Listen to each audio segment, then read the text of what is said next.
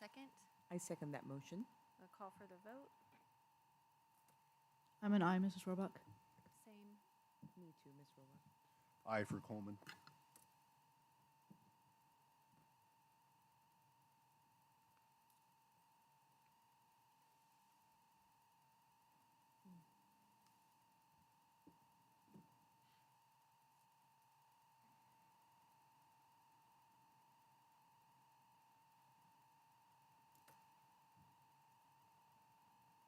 Did you get mine, Leslie? Oh, okay. Oh, thank you. So that passes 4-0. Mr. Valadez had to leave for a family emergency, so thanks to everyone for understanding. At this time, let's stand for the pledge. Mr. Coleman, would you please lead us? Certainly.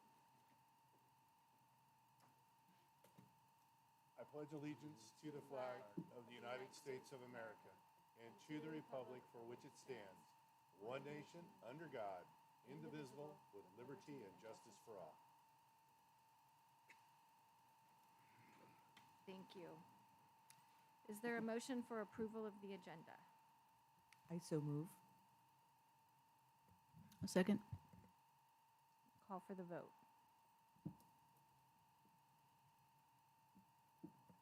I'm an aye, Mrs. Roebuck. I'm an aye too. Aye for Coleman. Aye for Ham.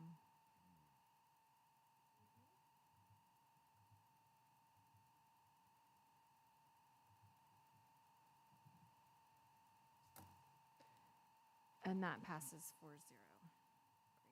Great.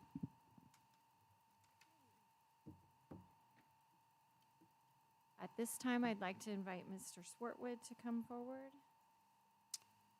And before Mr. Shortwood takes the mic, we are righting a wrong tonight. There was quite the event that happened about this time last year. And I meant to, here at Golden Valley, that Mr. Shortwood's going to talk about in a minute, and I meant to talk about this at our kickoff event.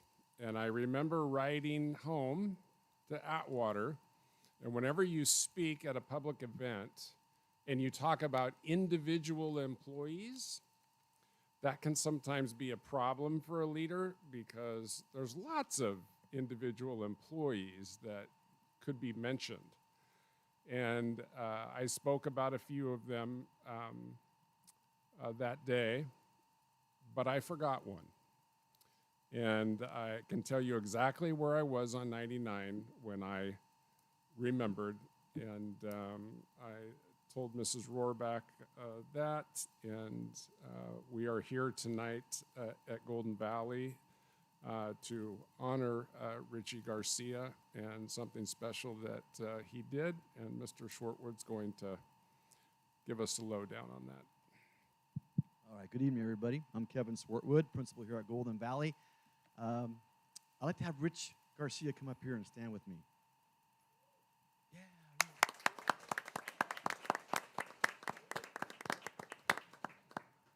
Rich is one of our full-time campus liaisons, and we're just so lucky to have him. Last fall, Alan already mentioned it a little bit, last fall, about this time, so it was September. In fact, Rich remembered the exact date, September 2nd, 2022. There was a call that came over the radio, and the call pretty much was frantic, and it said, we have a student choking and can't breathe. So people from all over the campus responded to that area, and they said the room number they were by. Some people walked fast, some people ran, but Rich sprinted.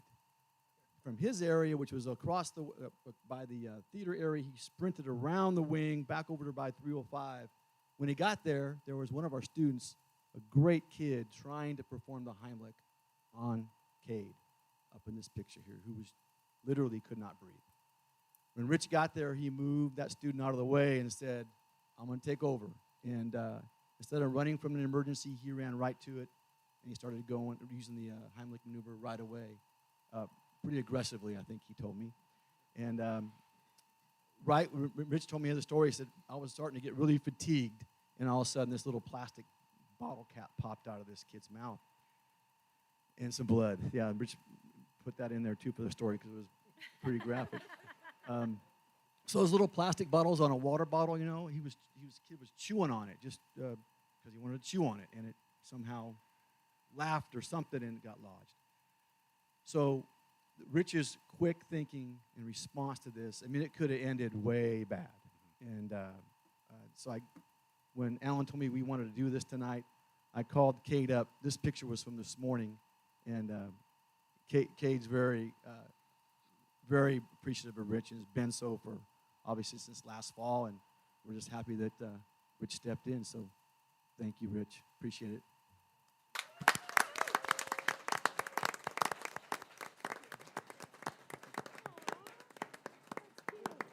Hey, thank you for my fellow liaison crew that came over. We're the A team over here at Golden Valley.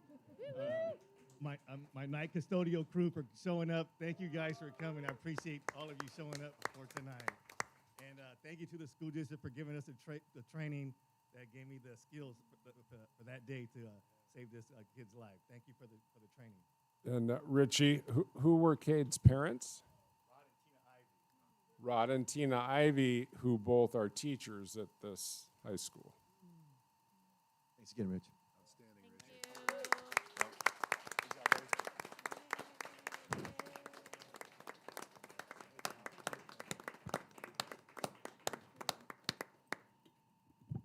So Richie, you will be getting a Christmas gift with a plaque and that picture on the plaque. Sweet. And my apologies for being a few months too late. All right, so again, thanks for having us here. We're going to jump right into the showcase for tonight. I have Miss Laura Fragulia here with me, our activities director, Miss Kelly Leonardo Silva, our intervention coordinator, and have student Sia Lacaretti here to talk about how we have implemented the Minga management system on campus beyond just IDs. Okay, so I'm going to turn this over to them at this point because they're the experts, and I am so glad I have them.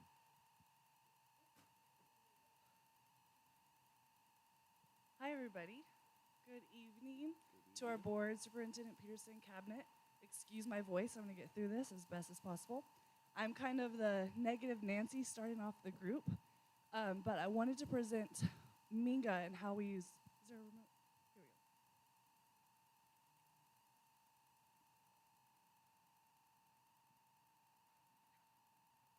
we go. Okay, so last year, Principal Swartwood presented to you all about Minga and using our hall pass system. Well, we've definitely expanded this year. We're still using our hall pass system, but we're also using our behavior management, and we're also using it for student incentives. So I'll be talking about behavior management. Ms. Vergluia will talk about the student incentives. So we knew as a site and we knew as a district that some areas of growth that our teachers wanted us to focus on were tardies and cell phones. So we got together and we tried to start figuring out some ideas that we could start implementing here at GV. So I'm going to go through how we use Minga and the benefits of each part of Minga that we use. So first, physical IDs are so 2022. So we now have all virtual IDs. So when students are entering our campus, they are showing us a live version of their Minga ID. I think a lot of our campuses in our district are using this feature now. When they enter sporting or extracurricular events, they're showing us their live Minga. When they're going off-campus lunch, they're showing us their Minga live. And it's also a way that we can scan in, which Laura is going to talk about. So the benefits, it's accessible. So a lot of students don't have to have a printed out version if they forget it at home. They have access on their phone or their Chromebook. We don't have to print at school. And at any point, if a student joins a new sport or a club, or they're going to a new event, we just give them a virtual sticker, and that's how we're able to see who our kids are checking in with us. So our hall pass system, which you're all very aware of already.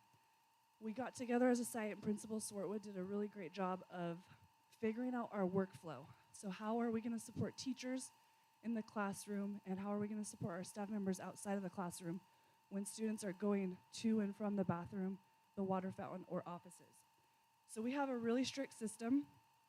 Students obviously have to ask their teachers for permission to use the bathroom, but after doing so, they must use their Chromebook to make a Minga ID. What that does is it gives them a 5-minute hall pass. They cannot use the bathroom the first 7 or last 7 minutes of each period. This gives us a chance for students to get into the classroom, figure out the objective of the day, and to get focused. Teachers are only allowed 1 student out at a time, and then students are only allowed to make a restroom or fountain at any point. Teachers are allowed to make them an office or a nurse pass, but students are only allowed to make their own fountain or restroom pass.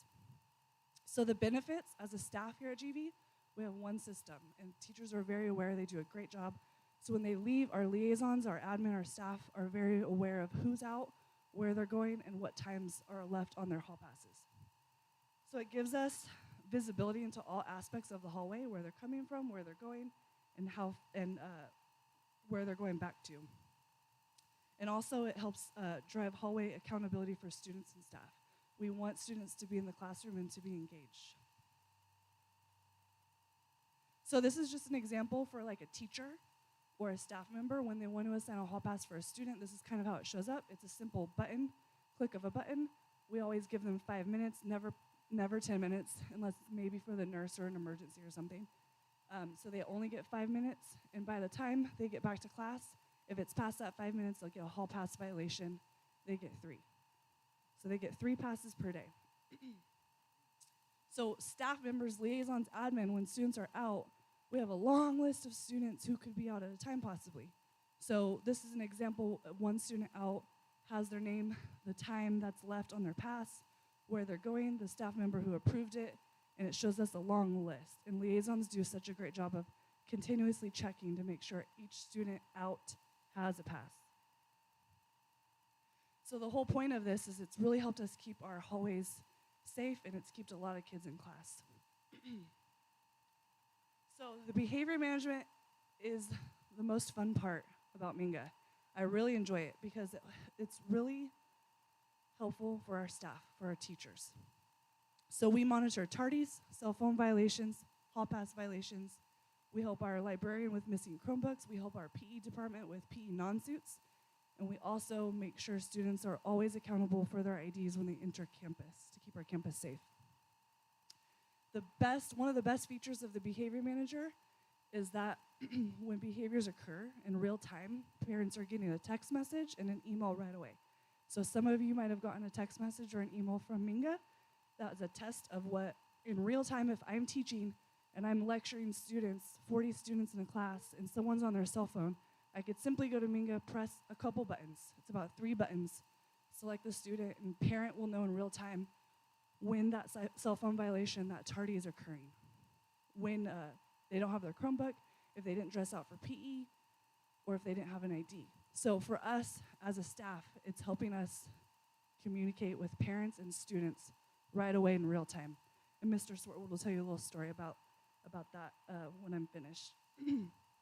So it helps us communicate with parents. It helps us track the number of steps each student's on, holds us accountable for them. The behavior reports, there's so much data you could run through Minga to show like what month, what week, what day, what certain student, how much usage they're using on their phone, how tardy they're often, and it helps us just run that data to really keep our students accountable. And our teachers really appreciate it. A lot of the times teachers say, hey, I have this student, it seems like they go to the bathroom a lot, or what violation are they on with cell phones? I want to maybe implement a BIP into their IEP, and it really helps just show data. And it's not my opinion, this is the facts. This is what's really happening in real time. So an example for some people who did not get the message, teacher clicks the button, they get the notification, your child's tardy, they're on step 1. It'll tell them what step they're on, the consequence, maybe the cell phone, they're on cell phone violation number 3, the parent has to come to campus and pick up that cell phone.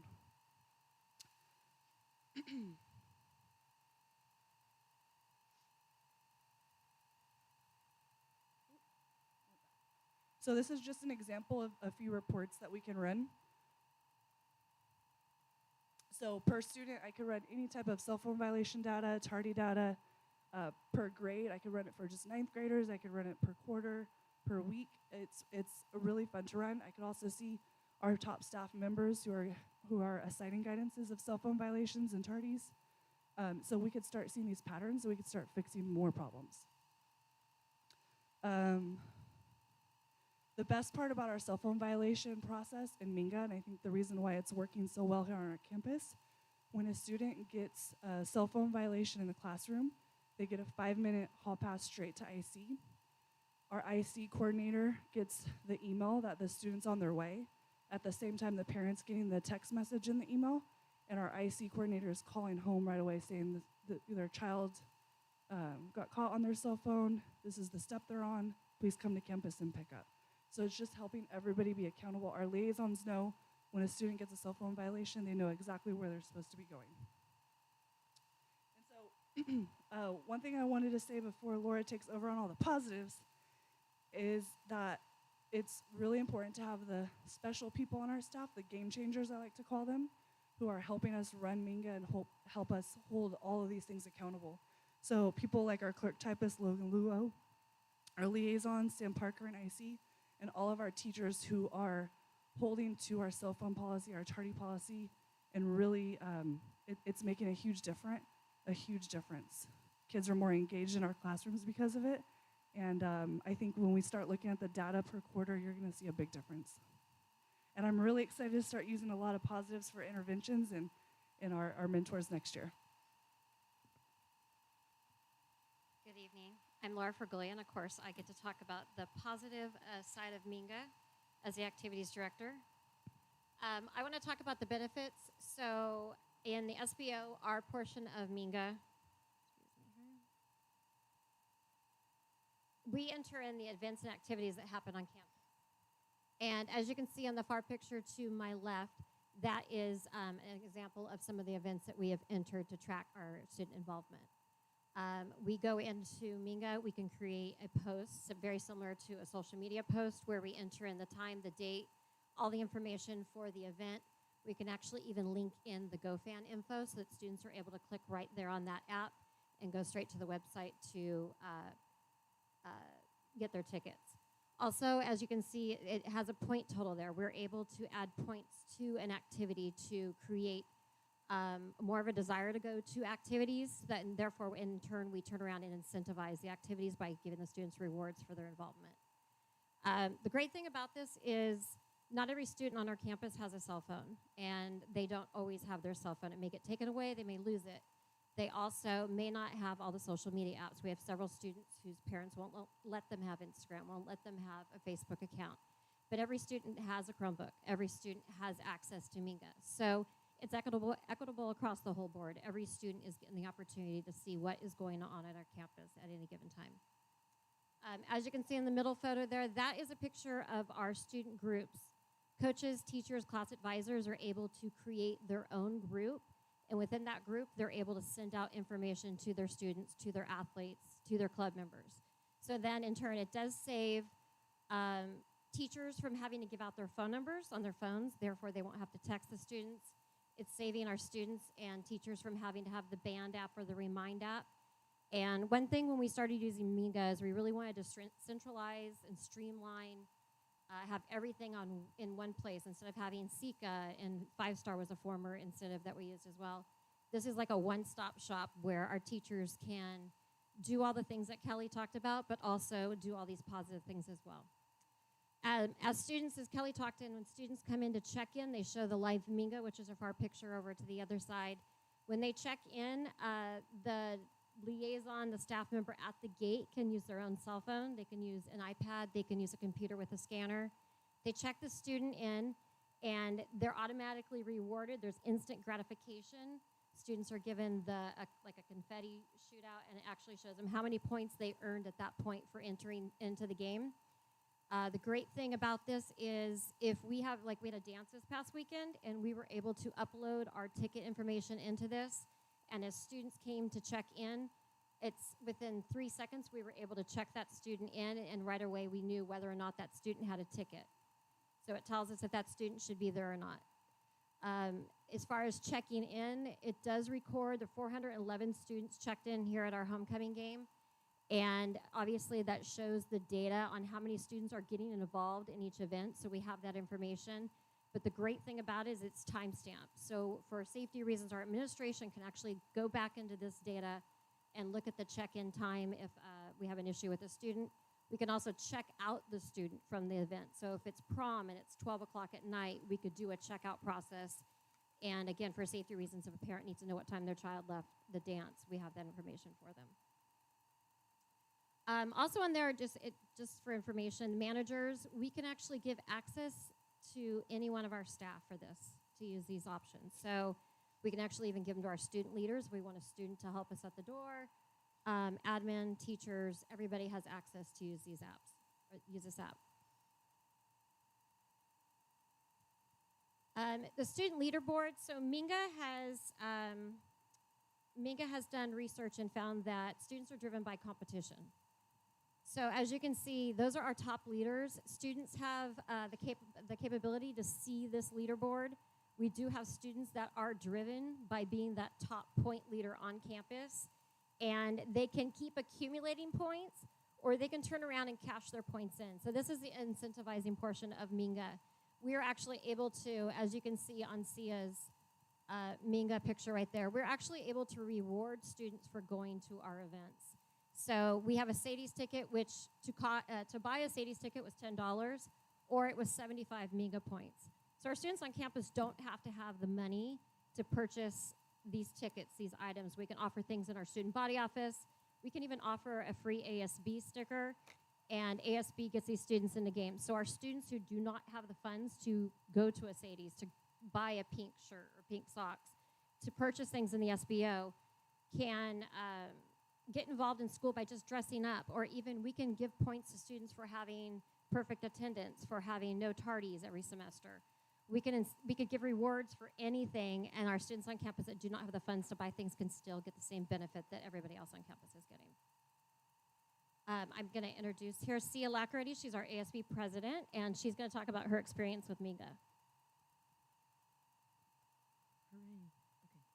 Before I get started with any questions, I just wanted to say that GV is truly an amazing school, and if I didn't go here, I don't think I would have the opportunities I have now. And so I just wanted to thank all the amazing admin and all the staff at school for being just great people all around. And I can take questions about Minga. I have a couple questions. So the as far as the points, do those carry over year to year? They can? They can carry over. It's up to how we run our program. Okay. And then you mentioned that it allows for coaches and advisors to communicate with students. So is there a dashboard where a person could see what those communications are? Is it? Managers can see the communication, so it depends on what rights we give everybody. Otherwise, just teachers and coaches only see their own group. But like, say, Mr. Swartwood, for example, he would be able to see what those communications were if he wanted to. Okay. Well, thank you. Monitor, yeah. Okay. That sounds great. It sounds like you guys are really getting a lot out of it. So we heard how great the app is, and we've seen some cool features on it. But as a student, do you like it, Sia? I actually think it's been really helpful in keeping students on task and focused. I myself, I will admit, I was on my phone a bit more than I should have last year, and I found that with the cell phone policy in place, I'm on my phone a lot less. I'm more focused during certain lectures, which I've been able to be more productive, and I've noticed that my teachers are happier that other students are being productive as well. So from a student input, I think it's honestly been a great app. And if there's one change you'd like to see, with the Minga usage, what would that be? Either longer time for bathroom passes, because there's one bathroom we all get to use, and some of us have to come from the other side of campus, or sometimes in the morning, if we don't have our phone, we have to get out our Chromebooks. And so I think having the option of a hard ID would be nice, but overall, having my phone most of the time, it's pretty great to just take it out and show them. Thank you. I did have a question for the staff. So is there a limit to how many passes a student can have in one school day? It's 3 Or- passes. Yeah, you could answer it too. So 3 passes. 3 for anything, not just bathroom or. 3 passes per day for bathroom, unless they get hall pass violations. Then what we do is we kind of use it as incentives. to earn their bathroom passes back. 3 a day is a lot, but for some of our students, they do use them every day. We don't really have a limit on going to the nurse or going to the office, but we do track it very often. Our staff's very on top of it. So if we see a pattern with a kid coming to a nurse every day, we start having those conversations with kids. Thank you. Thank you, Sia. No problem. I'm good. No, thank you very much. I have a couple, if you don't mind. I appreciate you sharing, your kind of your initial reaction and then how you feel about the phone policy. What has general student reaction been? I think at first it was frustrating for a lot of students. Of course, it would be for anyone to have cell phones throughout the day and then all of a sudden switch to cold turkey, no phones. So I think at first a lot of students were frustrated, but I mean, you can ask, I've asked some of my friends, even my siblings, they've said they've been more productive as well. And as annoying as it was at first, it ended up being really beneficial. Thank you. I have a couple other questions. I don't know if they're appropriate for you, Sia, Probably or not. one of so. staff. Well, She could probably answer. thank you. So one is around Parent Square. Do you still use Parent Square to communicate with parents? Yeah, we do. We do use Parent Square. I think one of the downsides with Parent Square is we really have to heavily rely on the parent to have the app. And what I'm noticing, especially with a lot of the kids and the families I'm working with, a lot of them just don't, but we do know they, for the most part, have an email and definitely have a phone. Sometimes that phone number could change, but Minga talks to Aries every night. So it's just a little bit easier for parents. We know they're going to get that text message. We know they're going to get that email. Sometimes they'll get the Parent Square, so we still use it, but we're just extra communicating with our families. No, I think that's great. Does Minga work with parents also, or could it? Is that an option? I'm just wondering about trackable data and if you can marry, student contacts and parent contacts or guardian contacts. And I think one of the downsides with Minga is it's not built to be a two-way conversation, whereas Parent Square, a lot of teachers, a lot of our parents could use that still as a conversation piece. But I mean, we don't prefer that. We'd rather, phone call or in-person communication. But Minga is not, as of right now, it's not a two-way communication for school and family. okay, But the best part about Minga is that they're constantly working on upgrading because a lot of them aren't educators, so they're kind of taking our advice and building it as we go, which has been very helpful. yeah, that's awesome. So if a coach is using a group, for instance, they can communicate out to their athletes, but the athletes cannot communicate back? Oh, they can. Okay. Okay. Oh, that's excellent. Who monitors the Minga data? You? Our admin team, we look Okay. at it weekly. Okay. And then have bathroom issues resolved at all? I know that's been a hot topic at Golden Valley with the use of Minga. Have they gotten better? Yes, and if you were to ask our liaisons and our staff who are out in the hallways, and even teachers, I think it's just held everybody more accountable. I think CEO is being really nice too. Some of our students really hate it. I mean, I want 10 minutes to use the bathroom, and I want to roam around, and I want to do what I used to do, and so we're changing behavior. It takes time. Students really don't like when their hall passes get taken away, and we have strict rules. You have to make the pass before you leave. 5 minutes is 5 minutes. Sometimes we do have accommodations for specific students, but it's a change of behavior. So I think we're seeing the data decrease in a lot of our behaviors, but it's going to take a year in progress for sure. And staff appreciate the use of Minga. So I talked to a lot of my fellow teachers, and I'm like, what do you really think? Tell me. I was just talking to one today, and just cell phones. He's just like, just kids are more engaged, and I know that something's going to be done the minute I press that button. And so I just think accountability on all parts, and just seeing the teachers who are assigning the guidances is what we call them. It's very interesting data to look at. And I really thought maybe our juniors and seniors were going to have the hardest time with cell phones. It's actually our freshmen, which isn't surprising either. But I guess, yeah. Okay. What has parent response been like? Well, I don't want to take Principal Swartwood's story because it's pretty funny.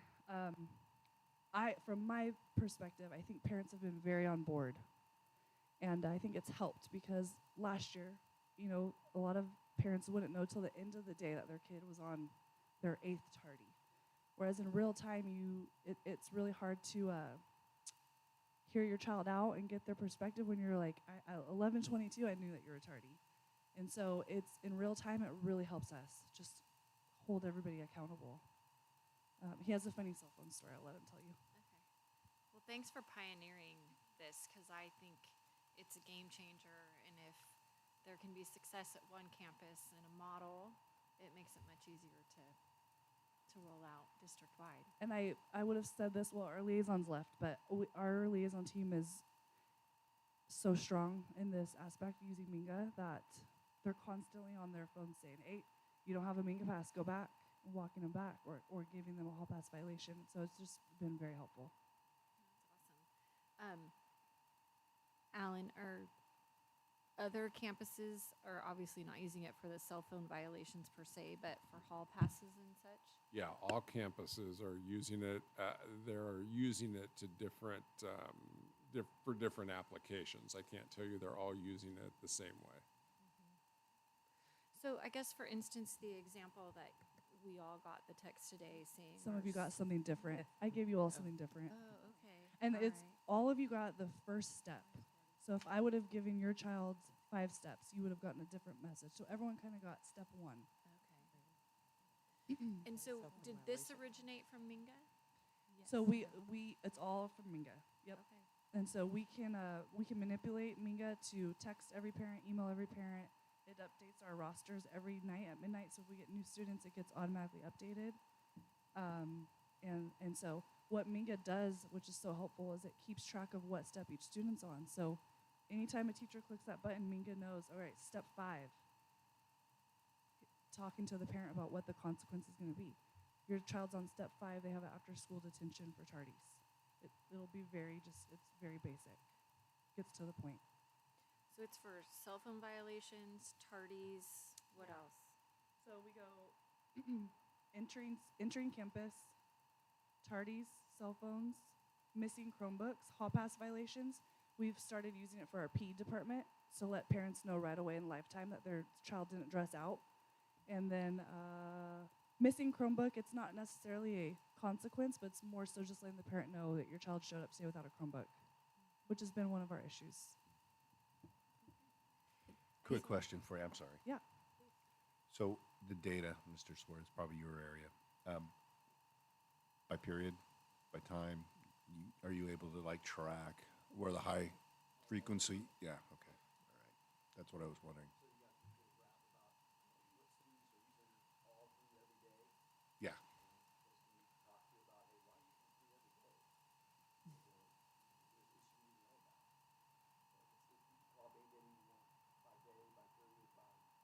Okay. Perfect. Thank you. Grade, yeah. It's really helpful in SSTs and IEPs and meetings when we go to our parents just in general asking. It's very helpful. The incentivizing the activities, that's new this year? That part? Yeah. We started kind of trying it out last year, but this year we're really pushing it forward. Are you seeing an increase? Definitely. Yeah. There was a program we used, I don't know, 3 or 4 or 5 years ago. It's called 5 Star. 5 Star, yeah, Yes. that's what I was wondering. It just sounded It's familiar. very similar to 5 Star. Yeah, but this is all integrated in one program, Yes, so you get the so we're able to benefits of use that. exactly that, one yeah. app because with 5 Star students had to have the 5 Star app and with Minga they have the Minga app. So now we're trying to centralize everything into one. But yes, it's definitely driven. I mean, we have kids. I've heard kids say, "Oh, what's coming up this week? I need points because I want to buy my dance ticket," or, so they want to attend more events so that they can get that reward. And I think somebody said it pushes out with and synchronizes with Aries. Is that right? Minga and Aries talk every night. Yes. Okay. So even like student drops from different campuses, ads, it gets changed for us every night. Mm-hmm. So, for instance, with discipline issues, Mrs. Johnson, if a student, there's a recommendation for an expulsion, the data from Minga will be in there as well. Yeah, So I could search one student and we could see all the violations per quarter, per week, per semester, and hopefully by the end of the year. So we weren't using any of the behavior managers last year. It was just strictly hall pass system. We wanted to make sure our teachers, it was accessible and easy for our teachers first. And then so we added this new part to it, and staff members are just, I've heard no complaints that it's too hard. It's much quicker than writing an email and waiting to hear back. You just automatically know something's going to get done. And also, an administrator is always going to get notified each time something does occur. And like Laura said, with 5-star, it's also replacing Sika. If you guys remember Sika, it's much easier to use. Okay. So I'm very happy with Minga. Awesome. Anybody else? This is really Thank you very excellent. much. Thank you very much to all of Thank you you. for sharing your time and information.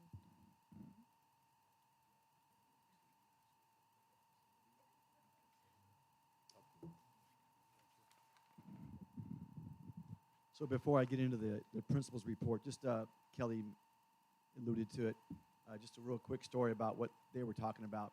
So I had a parent come in, this is just a week ago, and they came to the front desk and said, I'm here to pick up my kid's cell phone.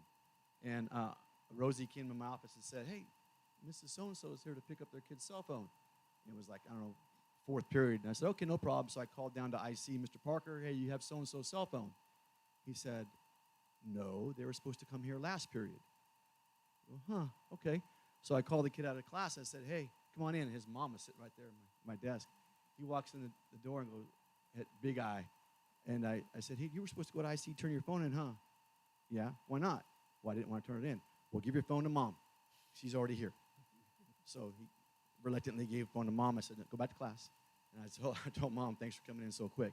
But she had got the notification from Minga and just came down to the school within 20 minutes. So this kid hasn't had a problem since. So good stuff.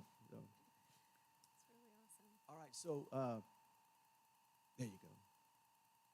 So I just want to talk a little bit about our MTSS program here at Golden Valley, our multi-tiered systems of support. All the things I want to talk about here, some of the things I've talked about before, but they will basically move us into next year and beyond, and have already been moving in this direction, and they all relate to the districts and superintendent's goals. So in the area of academics, and I've talked about this quite a few times, but in the 2018-2019 school year, our teachers came together and produced what we call the graduate profile. And it took a full year of meetings and so forth to really come together with these 4 top indicators of what we said students will have when they leave Golden Valley. From there, our instructional coach, Mrs. Allison Jones-Norton, who is tremendous, has put together lessons and professional development for our teachers so that they can teach these skills in their classrooms through the conduit of their content. So when this came together, a lot of the discussion came about, well, so you want me to teach these skills, well, how do I do that? You do it through your content, right? These skills are learned through your content. And so, because kids will forget content. I had Mrs. Hammond in class. If I asked you right now what a mitochondrion does, you're probably going to go, I don't know. Yeah. Okay. So I wasn't a very good teacher. But, but the skills in my class hopefully came through that could be used forever. So our counselors meet with every student every year, twice a year, to go through what we call a 6-year plan. Now they call it the academic plan. This is part of their discussion. Our teacher librarian, Mrs. Woodall, I'm going to go to this next slide because she put together this. We're starting to go on to the next big lift for this now because all of our teachers have all the skills needed to teach kids those skills for all 4 indicators, right? We're at this point now where now what's next? Well, Mrs. Woodall has been working on this thing called the graduate portfolio, where students can put artifacts of the skills they've learned that show they know graduate profile skills into a portfolio so that when they go to that chat, when those freshmen talk to junior kids, and when those sophomores talk to senior kids, and when those juniors talk to our classified, and when our seniors talk to community members, they're going to actually show them, here's how I'm an effective communicator. Here's how I know I'm a collaborator. Here's how I know I'm resilient. right? So that's the culmination of all of it. And that's going to take a while for us to get to that point where it's seamless, but it's just starting now. So that's going very well.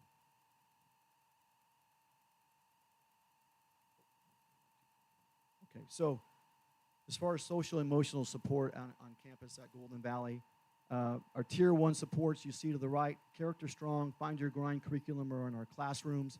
Pride lessons, our administration and our counselors, along with our instructional coach, our teacher librarian, will give what we call pride lessons to all students. Freshman year, they get a positivity lesson. Sophomore year, they get a respect lesson.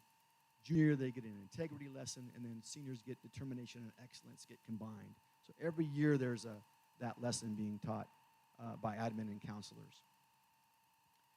In our Tier 2 level, you see UDA and DRC, that's Understanding Drugs, Alcohol. DRC is District Responsibility Center, RAP. Those things are in place for students that might need that. Kelly, our intervention coordinator, has group workshops that she does regularly. Of course, our counselors are at every level. You'll see them in Tier 1, you see them in Tier 2, you see them in Tier 3. And in Tier 3, you see Student Support Manager, our Sierra Vista, those for social emotional support for those few students that need it. We have a Student Success Mentor program we just started where we specifically target about 60 kids on campus with 3 different mentors.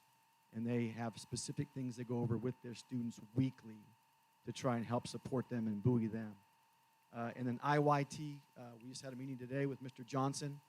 It's Improve Your Tomorrow program. That starts here in January, actually December, I think, with them starting to recruit about 100 students on campus for that next level of support that they might need. And they'll actually start full-time in the spring. And finally, in the area of behavioral support, rewards and incentives are put in place to recognize student progress toward the Cougar Pride posture and other areas on campus.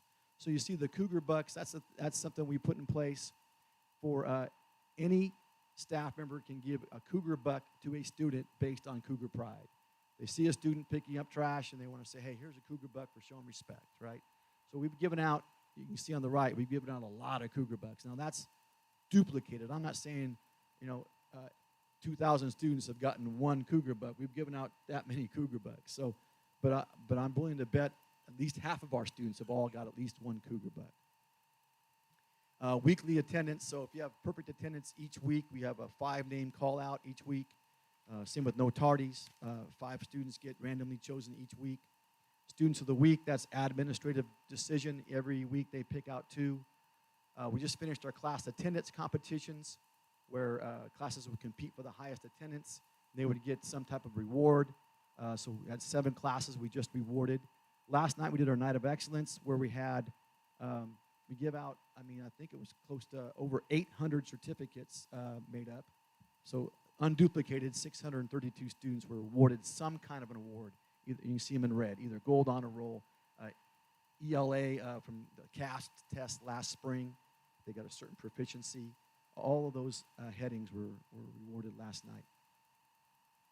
And then finally, the last thing on there is the graduate profile survey.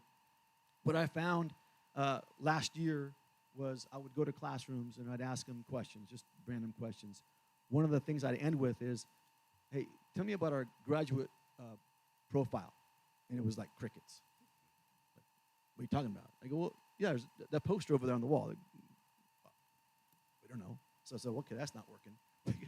We got to do something better about getting this information to our students. So that started this year with, I sent them a long email. I do it on purpose because I figure, hey, if it's long, only the ones that are serious are going to read it. And it basically asks, how do you show you're an effective communicator? Respond to this, and I will give you something. So 174 kids responded, along with Miss Woodall, and they all got something. T-shirt, water bottle, all kinds of little goodies. When I do it in the semester, I'm sure I'll double that because kids started asking, how come I didn't get one? All you had to do was answer my survey. So hopefully that happens next time we do it. Okay, so that concludes my report. I'll answer any questions. I'm just curious. This all sounds great. It's very very systematic and, and systemic, and you guys are doing some great things here. I'm just curious, can cougar bucks be doled out through Minga? We have not done that. That's a good question. So what happens now is that cougar buck is basically a piece of paper, and the students can take it to our break time snack bar, basically, and they can trade it in for a snack. And on the back of it, it has the teacher who awarded it to the kid, right? And so we'll collect those, and each month we'll draw one out, and they'll get a gift card. So they're encouraged to turn it in and get that snack because they might get a gift card out of it. So, but that's the process now.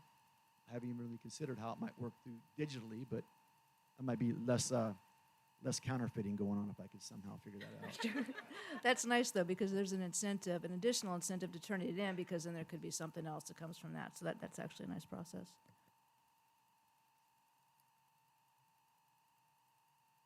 Thank you, Mr. Sorwood. All right, thank you, guys. Much appreciated.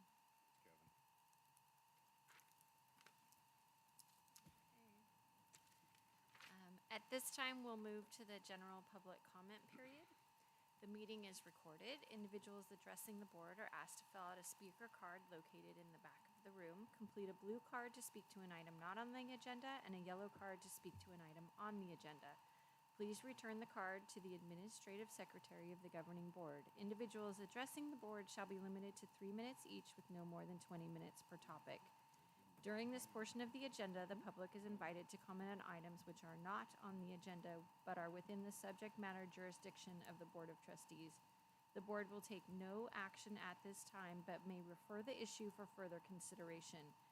Individuals who wish to comment on agenda items shall be provided an opportunity to comment after the staff report and before the board's consideration of that item. Individuals who cannot wait to address the board when the agenda item is addressed may make their comments at this time. And we have a speaker card from Mrs. Priya Wakareddy, who is ready and waiting. Good evening. Thank you for being here today. I wasn't gonna say anything, but after the wonderful presentations about Minga and just the school, I want to say that I did get notifications from Minga that one of my child had a cell phone violation. So I immediately called the school, and they're like, "Don't worry, it's not." And then we had a chat about it, and whenever there's a tardy, I do get it. It's all on the app. It's very easy to, I guess, know what your child is doing, and I address that behavior. So after that, it's September. I just looked at September 27th was the last one I got, and it was only for one kid. So I think it's working, and I would also appreciate if that kind of information, instead of coming, like Parent Square is one of those things that's really hard to navigate. I met with Ms. Ballinger the other day. She was very helpful. Her and her staff met with me and a couple of other community members about how information comes on through Parent Square. And I think it would be very helpful if that information came on my cell phone also. I don't know how to connect Aries and Parent Square and all of this, because one of the things I missed was signing up my kids for the PSAT last year. This year I was on it, but there was only one time that message came from, I think, for each school district. I went back and looked. It was only one time or twice, and it's not like if something came like the night before saying it, tomorrow is the last day to sign your kids up for PSAT or something, that would be very helpful.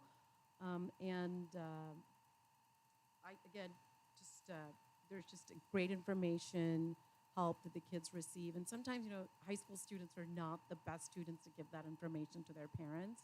And so if any information that can come to parents directly on their cell phone, because between my work and my other emails, and I have like 20,000 emails in my Gmail, so it's easy to miss Parent Square emails. So that would be my request, to have information sent to the phone.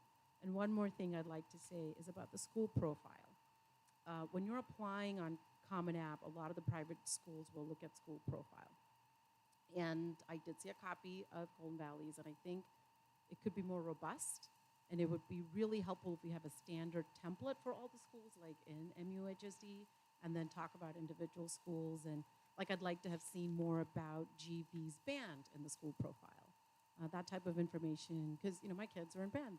She's on 4th year, and I have another kid who's in 10th grade who does band. So our band is TV band is awesome. So it would be really helpful if that school profile had information about each school, what they do well, and also would be helpful to see where the kids are going off to college, because on the other profiles that I've seen, you do find that information. And so those are the only two requests I have, just more coming into phone about reminders and maybe a robust school profile. But I just like to also just take a minute to thank all the teachers, administrators, staff, everyone here on this campus.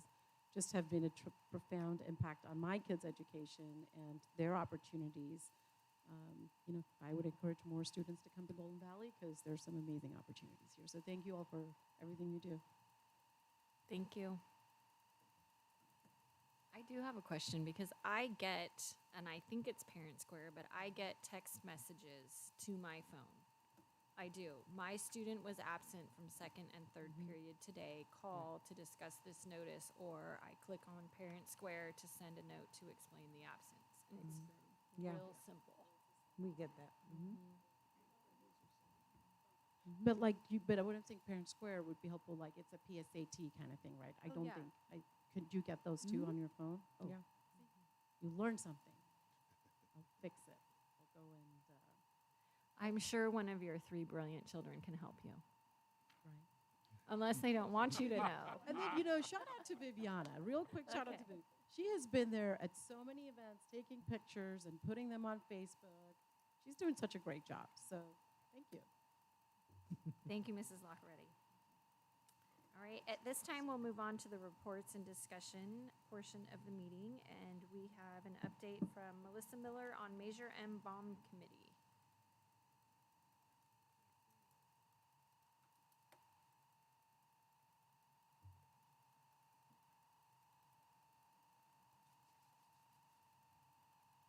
Good evening. So as part of the Measure M Citizens Oversight Committee, the committee holds an annual meeting to review and approve expenditures and funds spent towards projects. On October 17th, the committee approved the Measure M annual report, and I would like to introduce our committee president, Beatriz Ramirez, who is a parent representing Livingston High School. Her student does attend there, and she's going to give a very brief summary of our annual report given on October 17th. Thank you. Good evening, everybody. My name is Beatriz Ramirez, and as Melissa said, I am a parent of a student who attends Livingston High School. And so I'm going to give a brief summary of the report. As mentioned, on October 17th, we discussed the annual report. If you've received previous reports, you can see there's extensive work that's been done, and this all started back in 2008. The report details the fund.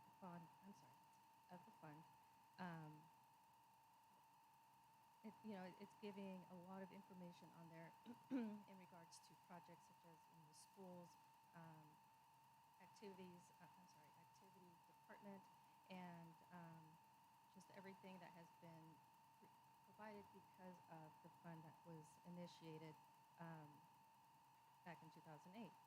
The report is also, I wanted to note that there have been no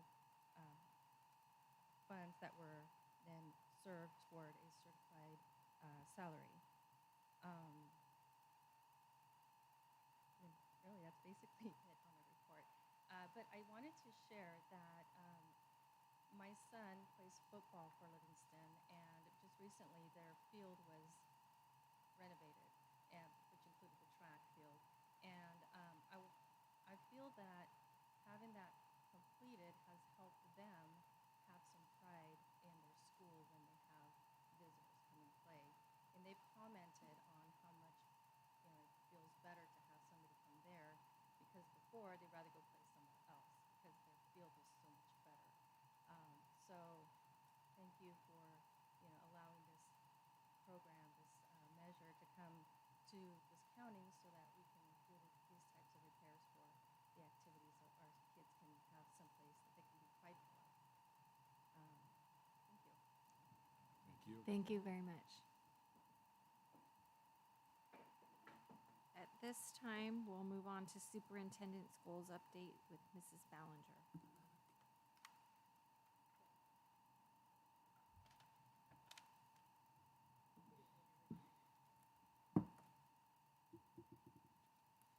Okay, good evening, everyone. Tonight I'm going to share an overview of the superintendent goals. I have included some data for some of the goals, but not all of them tonight because there's kind of a lot, so I didn't want to overwhelm you with data. And I'll try to include data for the other ones as we go throughout the year. But before I get going with the superintendent goals,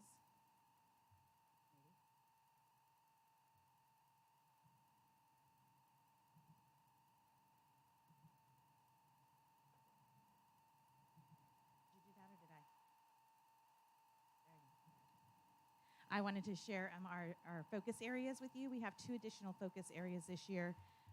There are attendance and involvement.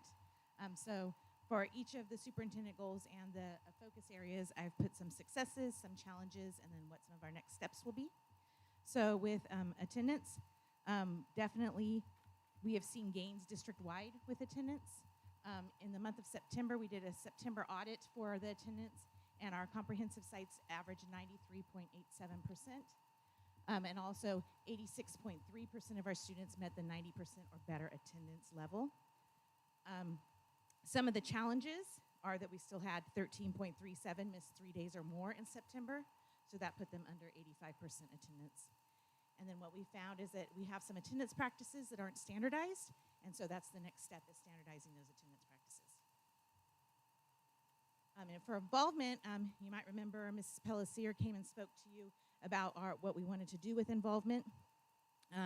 So one of our big successes here has been consistency with data across the district. She set out those guidelines she shared with you. She gave sites due dates, so they were able to meet those. And so now we have some data on involvement and what's really going on our campuses, and it's standardized across the district. One of the challenges is that we want to track highly involved CTE activities.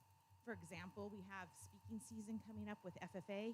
So how do we get that limited number of students who are really involved transferred into Aries so we can track that? So we're still coming up with that process.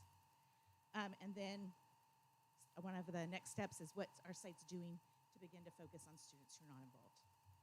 So I do have some of that data for you. And this was updated today so that it might be a little different than you saw on the original board agenda. If you look in green, it's highlighted the high schools in each level. And then in the yellow, those are the district averages.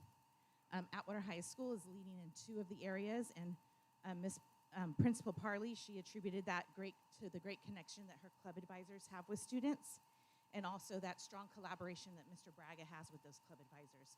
So she really felt that those were 2 reasons why her involvement was so high. Some of our other sites, they started coming up with plans on how to reach those, especially the 9th graders. You'll see those on the bottom. Those are the 9th graders with no activities. So, for example, Buhat Colony, they did a survey with students asking them what would help them be more involved, and they came up with 3 new clubs that they're going to start on their campus that reach out to some different populations.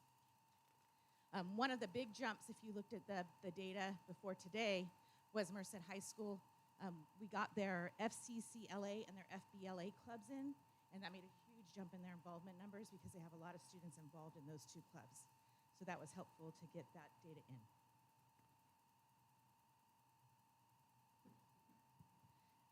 Next is math. Some of the successes we had were our pre-tests were all administered, as well as our quarter 1 tests have been administered. We had 95% of our students take the pre-tests and 94% take the quarter 1 of those who are in those classes.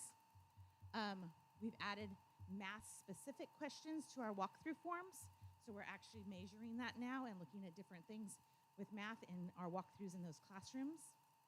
Some of the challenges are determining if the PD that we've been doing and the initiatives that we've had in math, if those are actually improving our math instruction to improve our scores.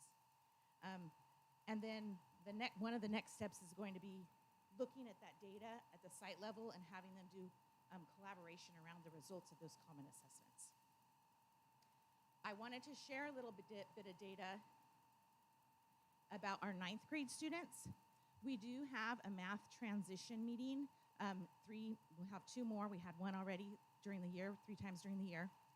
And one of our important initiatives there is getting students properly placed in math.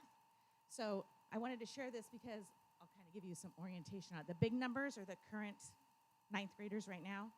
And then below that are where kids were placed the last 2 years, in some cases, some just 1 year.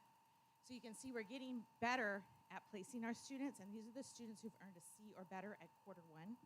So we're able to share this information with our feeder schools to help emphasize the importance of that math placement test that our students take and how that's translating to getting them placed properly in their classes as 9th graders. And then I know that having that collaboration with our feeder districts is very important, so this is one of those data points that we can share with them.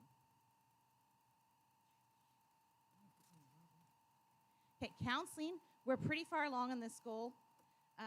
One of the successes is the handbook template has been developed. That was a big part of that goal. One of the challenges this year is that because we added that 5th counselor to almost all of our sites, they had to move from grade level to alphabetical, and so that did cause a little bit of challenge. And then our next steps here are educating all of staff, students, and parents about the role of the counselor so that they all understand what the counselors are doing on our campuses. Okay, instruction, we have, it's kind of a big thing, and all of this also falls under that, but I have some specific things for you here. We developed a common tool district-wide that all of our sites are using this tool. It's actually a walkthrough form that is a branching walkthrough form. So if you go into a classroom and you mark that you're in math, it takes you to math-specific questions. If you go in a classroom and you say you're in English, you're going to answer English questions. So it's allowed us to collect a lot more data about what's going on in our classrooms. It's new. It took a little bit to get used to for most of our staff. It is a little bit longer, but it is a common tool. And up until November 1st, there have been 2,197 walkthroughs that have been recorded. That's a lot of time in classrooms. One of the challenges that we're seeing, though, is that making sure we have a common understanding of what's being marked on that form.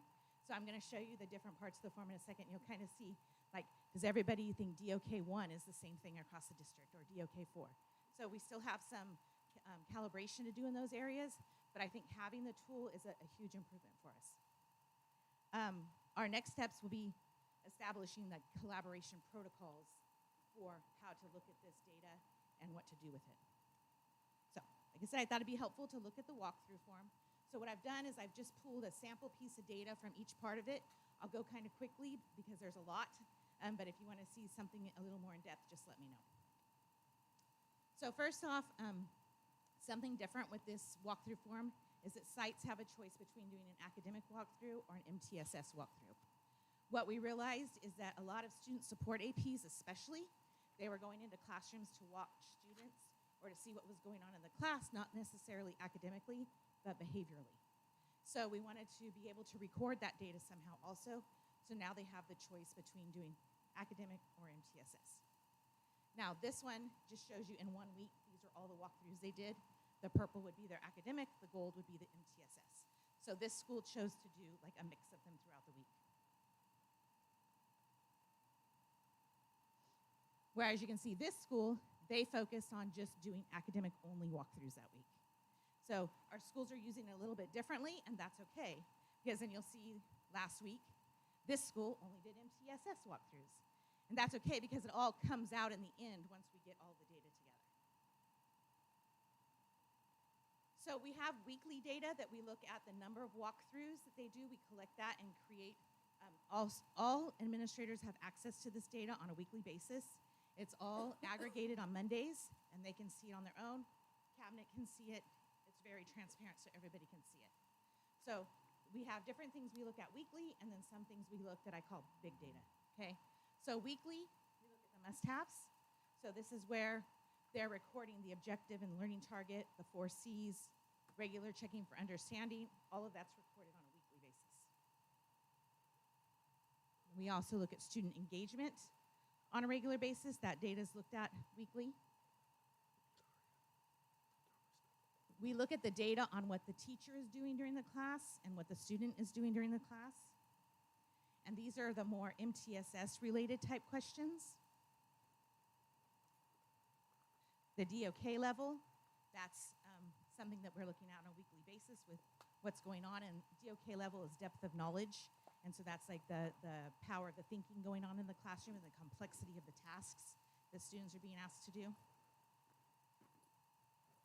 Then we look at specifically the MTSS routines.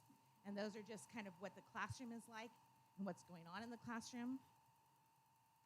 And then lastly, weekly, we're looking at and reporting out on the disruptions and noise going on in the classroom. Then, big data, which we've looked at it now. This is the second time we've gathered the big data piece and aggregated it out. But we look at that, we are able to combine it for the whole district. And so the charts we're going to look at are for the whole district for this. But we also do this same data by site. So they have all of that too. So the number of walkthroughs, and that's where you can see all those walkthroughs. There were 784 that focused on the MTSS, and then 1,413 that were academic walkthroughs. So in English, we adopted a new curriculum this year. So of course, we want to look at the curriculum usage.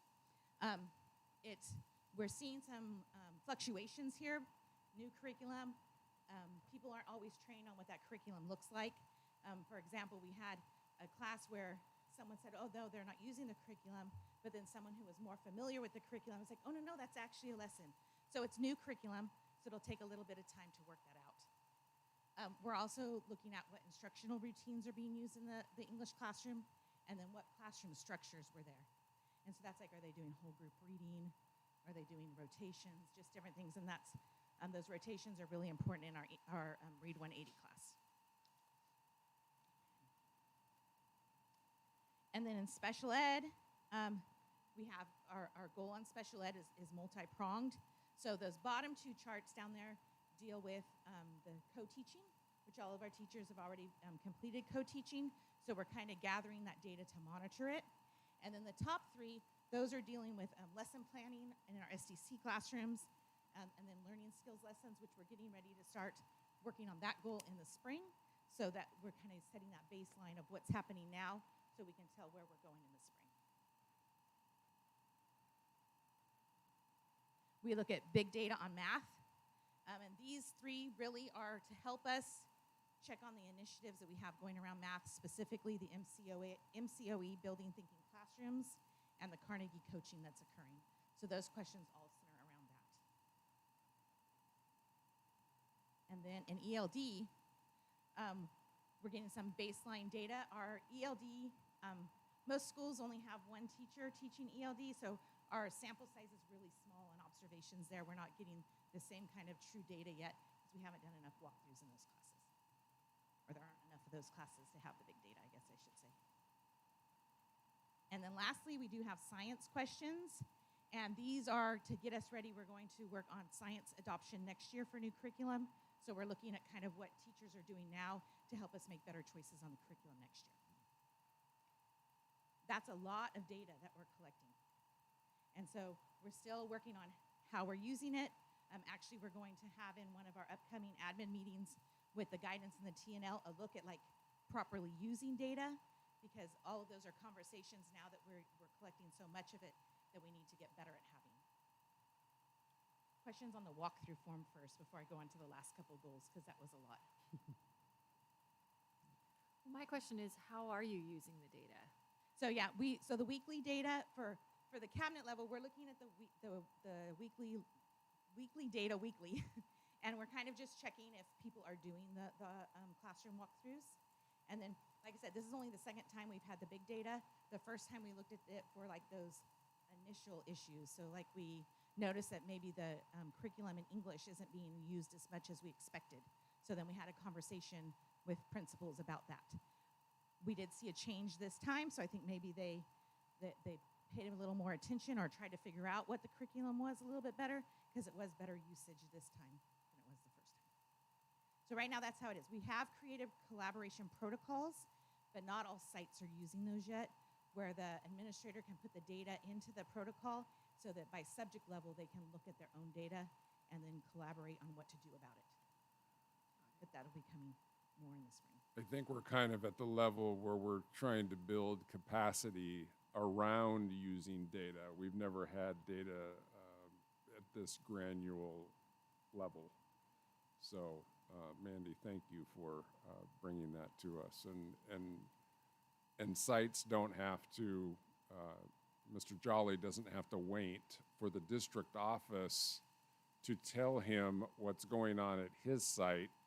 3 months from now or at the semester, he can see it more in real time and address things. Oh, Monday immediately. morning, my office puts together, people in my office put together the data, and as they're pasting the charts in, people are already on the document waiting to see the data. So it's become a more of a habit for people to want to look at that data. And then the big walkthrough data, because it's done in larger chunks, it's like, oh, are we getting it this week? Are we getting it next week? When are we getting that data? Because they're now getting in the habit of at least they have data to look at. So the principals are finding it really helpful, and I guess, is it fair to say that you're compiling this data and then trying to find patterns, problems, opportunities? Yeah, and that's why we do the big data at larger intervals, is because it's much more granular. So when you do walkthroughs in a day, you might do 5 walkthroughs, but you're hitting 5 different subject areas. So on our data, that's only 1 walkthrough in each of those areas, so that it's not a large enough data set for us to look at. So that's why that one takes a longer amount of time. So what about district office staff who do walkthroughs? Is that tabulated in this? That as is well? not in this. We have a different one for that. Yeah. Our walkthrough form's a little bit different. Explain what we're doing there, though. So, Doing walkthroughs? yeah, district walkthroughs with site. Yeah. So in Ed Services, all the people in my department have a different assignment for each month. That if they're going to do a walkthrough, they contact like Torrin, I think. Who do you see? Student support. If he's going to do a walkthrough, he's going to talk to a student support AP and walk through with them. I'm going to walk with the principal. Some people it changes every month in Ed Services, but there's a little chart of who they'll contact to go do walkthroughs. I'm sorry, Mandy, so your form is different than principal's? Yeah. Okay, so you have different, okay. Yeah, I didn't include that. Thank you. This is a lot. Okay, so I'll move on with the next goals.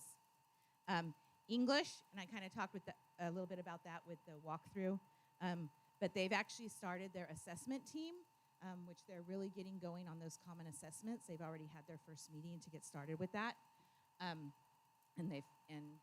Ms. Berman is leading that, and she said it was very productive, and she was super excited about working with the teachers that are on the team. So we'll get those common assessments going here soon. Some of the challenges is still that curriculum, or that consistent use of curriculum. And then our next steps there are going to be, we have all the teachers trained, we have a lot of the admin trained, but we need to get paraprofessionals and co-teachers, the special ed teachers, and then all of the admin completely trained on that. And then in special education, we've done the co-teacher training, and if you remember, we had 2 Teach Inclusive Education Consulting come in and do that. So all of our general ed teachers and our special ed teachers have gone through that training. There's actually admin training tomorrow, so the administrators are going through the training. Challenge here is time. There's a lot going on with special ed, so just you don't want to pull them out of the classroom all the time, so some time there. And then our next steps are, like I said, the admin training and the paraprofessional training. And then our instructional coaches working with the SDC teachers on the lesson planning, and then also a committee to develop sequential lessons for learning skills. So MTSS is also a superintendent goal, but Mr. Johnson's going to talk about that. So just kind of, as I wrap it up, I want to say there's a lot going on in the district about curriculum and instruction right now. So I do appreciate all the work that my Ed Services team does, our site administrators do, our teachers and our support staff to help make all of this possible, and that they really are trying to do what is best for our students. So I do want to say I really appreciate that. And this is a lot to take in a 15-minute presentation. So feel free to follow up with me with questions or get on a call with Mandy, however you choose to follow up. I just want to say thank you, Mrs. Bellinger.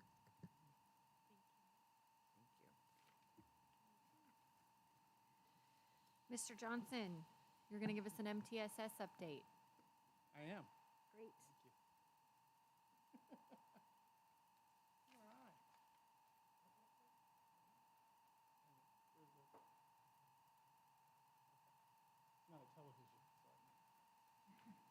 All right. Good evening, President Ham, board member, Superintendent Peterson. This is Roy back.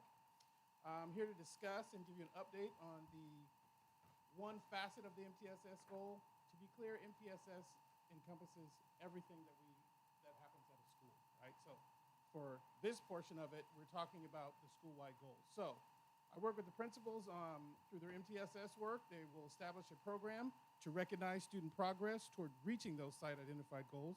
The target for 23-24 is for 50% of the student body to be recognized for progress towards those stated goals.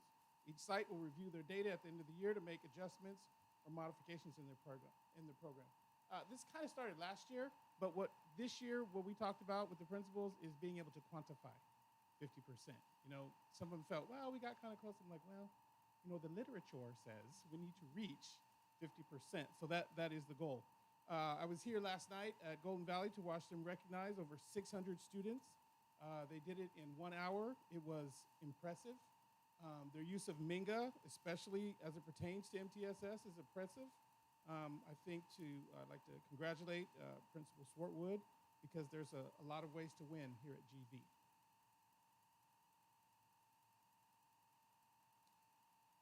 So, combining maxims, right? Those statements that you see, the pride, graduate profiles, vision for readiness, missions, and even LCAP goals.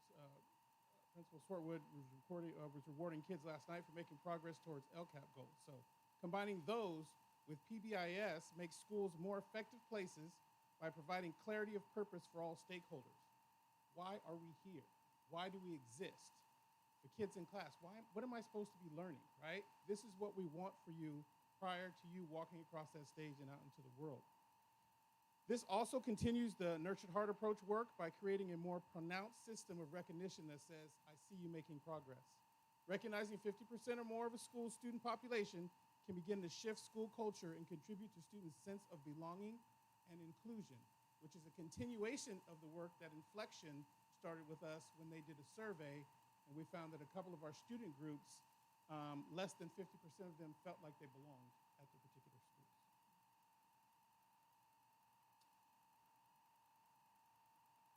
Okay, before I even start, this is not a complete list of what every principal does for their kids in terms of rewards and recognition. If I don't say that, I'll be getting text messages all the way home. Why didn't you include this? Why didn't you include that?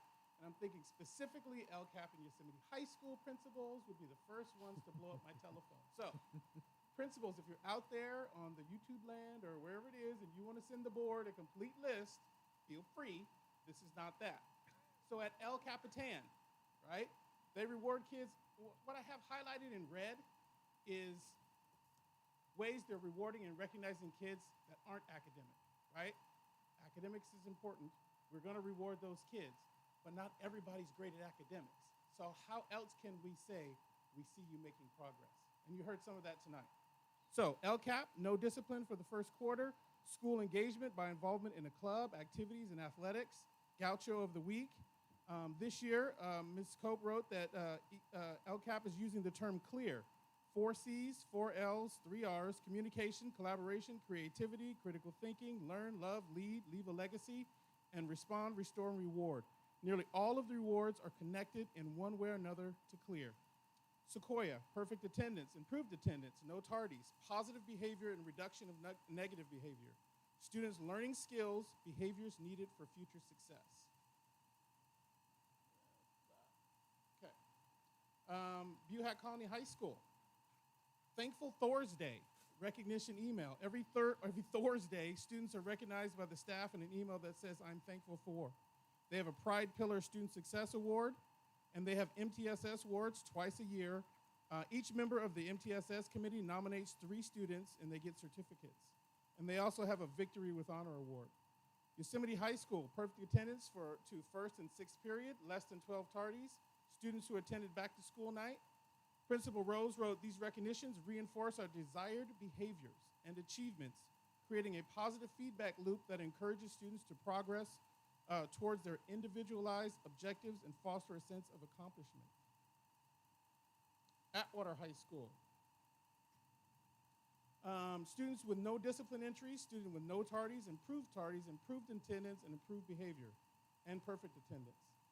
The recognitions tie into their graduate profile. We are Atwater, collaborative workers and community participants, respectful citizens and effective communicators, innovative and critical thinkers, imaginative and self-directed learners. Merced High School, Bear Strong, Bear of the Month, Vision for Readiness, Club Member of the Year. Principal Knott wrote, these are all related to creating a more positive and inclusive school climate by recognizing more students. GV, you heard them, so we're gonna roll. To Livingston, Wolves of the Week, Clubber Athlete, Most Spirited, monthly recognition based on love, gold traits, pride, mental toughness, academic responsibility, selflessness, and leadership.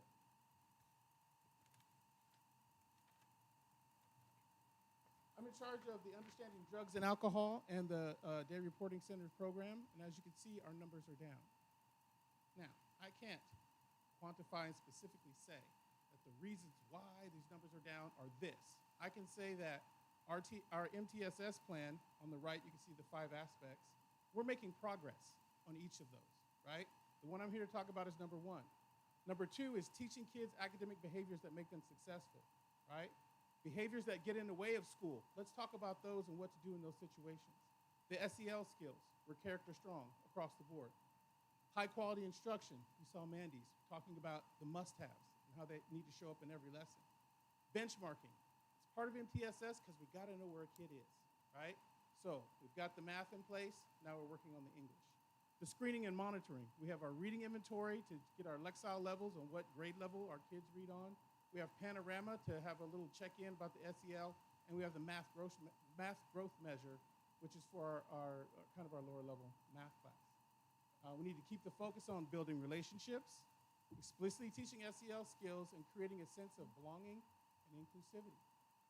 Is that the period last year versus this year, or Yes, what? ma'am. Okay, thank you. It is. Numbers are down across the board, especially on heavy discipline.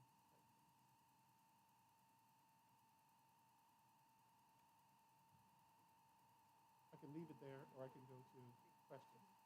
Oh, sorry. That's okay. You were focused. You were highly engaged in that. Any questions regarding MTSS and our progress? So all sites are on progress. They're making their way towards that 50%. I think a lot of them will go over that, which means more kids are being told, "I see you," which is a great thing. It seems like you have a lot of data, which is awesome. And one of the things that you said was if 50% aren't being recognized at the end of the year, make adjustments. And I guess I'm wondering, since there is all of this great data now, why wait till the end of the year? Why not make adjustments at the end of each quarter? They are. Their ultimate goal is by the end of the year, get to 50%, and they know where they are now because we've asked them to quantify it.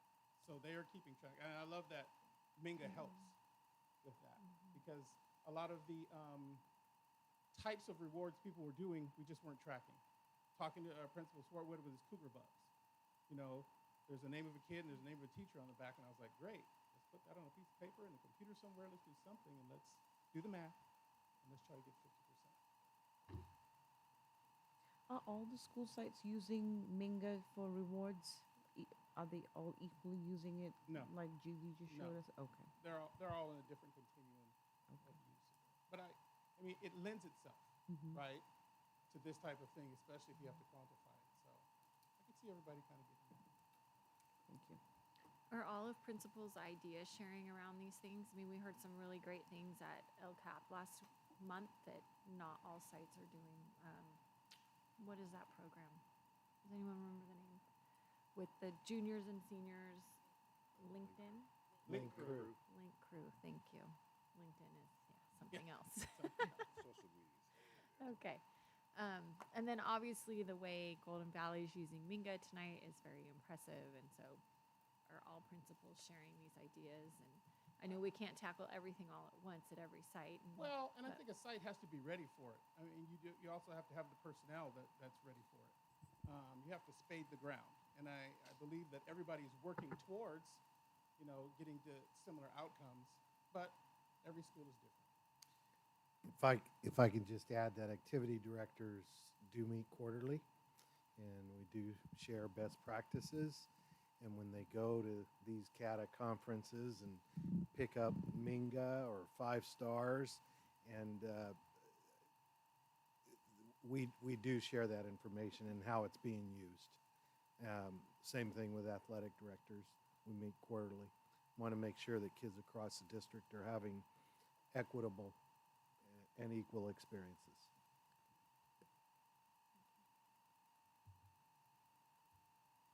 Thank you, Mr. Johnson. Thank you. Okay, at this time, Dr. Weimer is going to review one-time grant funds.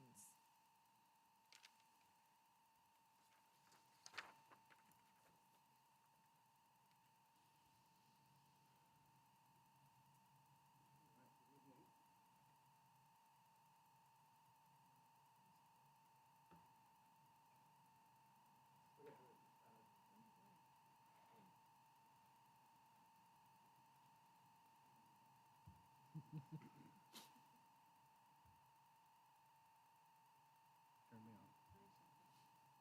I was told to make sure that I make it very clear that this is not what I'm talking about for the budget for this current year. This is looking backwards because there are a lot of scary pieces to that slide. If you were here a few years ago and sat through that presentation, it was not one of our more enjoyable points in the last several years. But if we look back to 2020, these are actually parts of the presentations that were made at the budget before we were doing the budget. And we were talking in 1920 about having an estimated deficit and having to cut about 12.15% of the budget, which was about $18 million.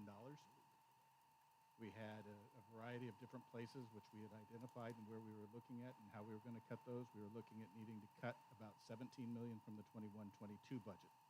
So all of that was from that period of time when we were looking at that. So that is important as we get to one of our slides here real quickly to remember where we were at that particular point in time. If I go the right way. And then this particular slide helps set us up as well. So if we look here back at 2020, this is our actual enrollment. The orange line here is what 94.5% seabeds would be. So that is what we usually had as attendance. So enrollment is how we staff and what our bills come in on. Our expenses are based on enrollment, but our income is based on ADA. And so in 2020, our ADA was 94.5% of our enrollment. Moving forward, through COVID, that was not true. Green is what our actual ADA was. So our expenses were going up because our enrollment was going up. Our income should have been going up looking like this, and it didn't. It was flat, and then it started to go up. So we have lots of issues in that period of time for revenues, and that becomes important as we look at the next couple of slides. The good news is we have seen a drop in enrollment for this particular year, a small drop. We are looking at probably having another one next year based on the number of students who are in our feeder schools right now. And then it just kind of bounces here a little bit for the next couple of years. We do see a lot of the construction has slowed down a little bit. If that picks up again and you start seeing people going into all of the homes that are being built out there, that doesn't necessarily mean they all start with us. So if they come in and they have first graders or third graders, it might be a while before those actually get to us, and that actually helps us boost our enrollment. So this is the predictions for the next couple of years based on what's currently in our feeder schools.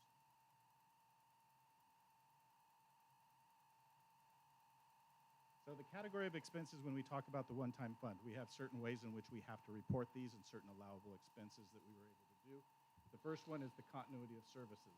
And you're going to see that makes up a large part of where we've been spending that money, because what happened on those last two slides was we were about to have to make 15% cuts.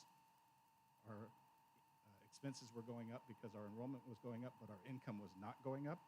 And so continuity of service means we were able to use the one-time funds to not have to lay people off and to not have to worry about the fact that ADA was not going up at the same pace as enrollment. So that's what we're talking about with continuity of service.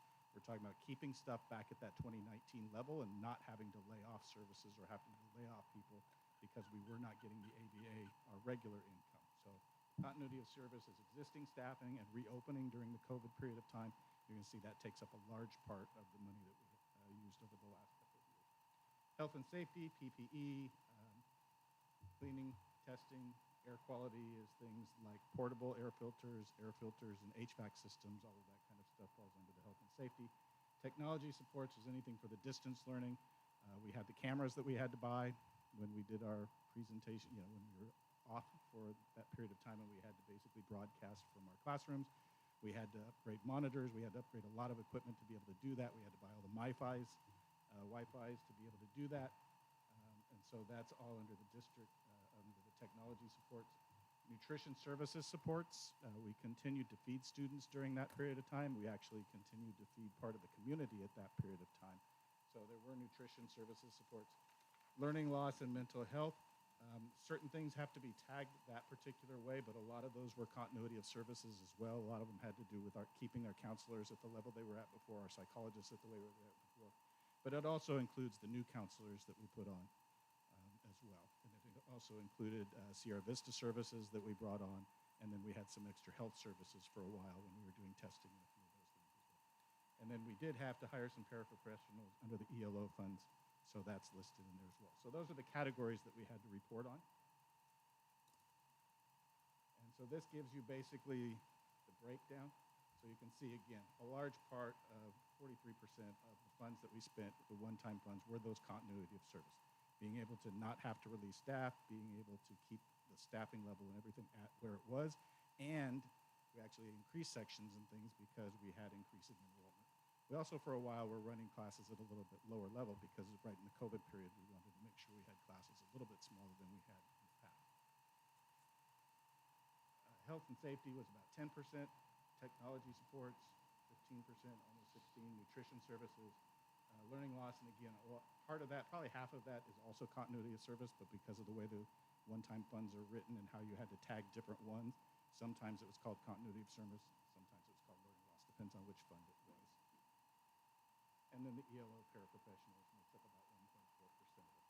So we're talking about the federal funds, and all of the ones that we're talking about are expiring this year, so we're running to the end of those as we get through this year. They will all be gone.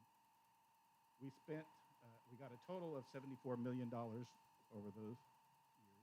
We spent $192,000 in 1920, $26 million right in the middle of all the COVID stuff. That was when we had large amounts of expenses for the broadcasting and a wide variety of things.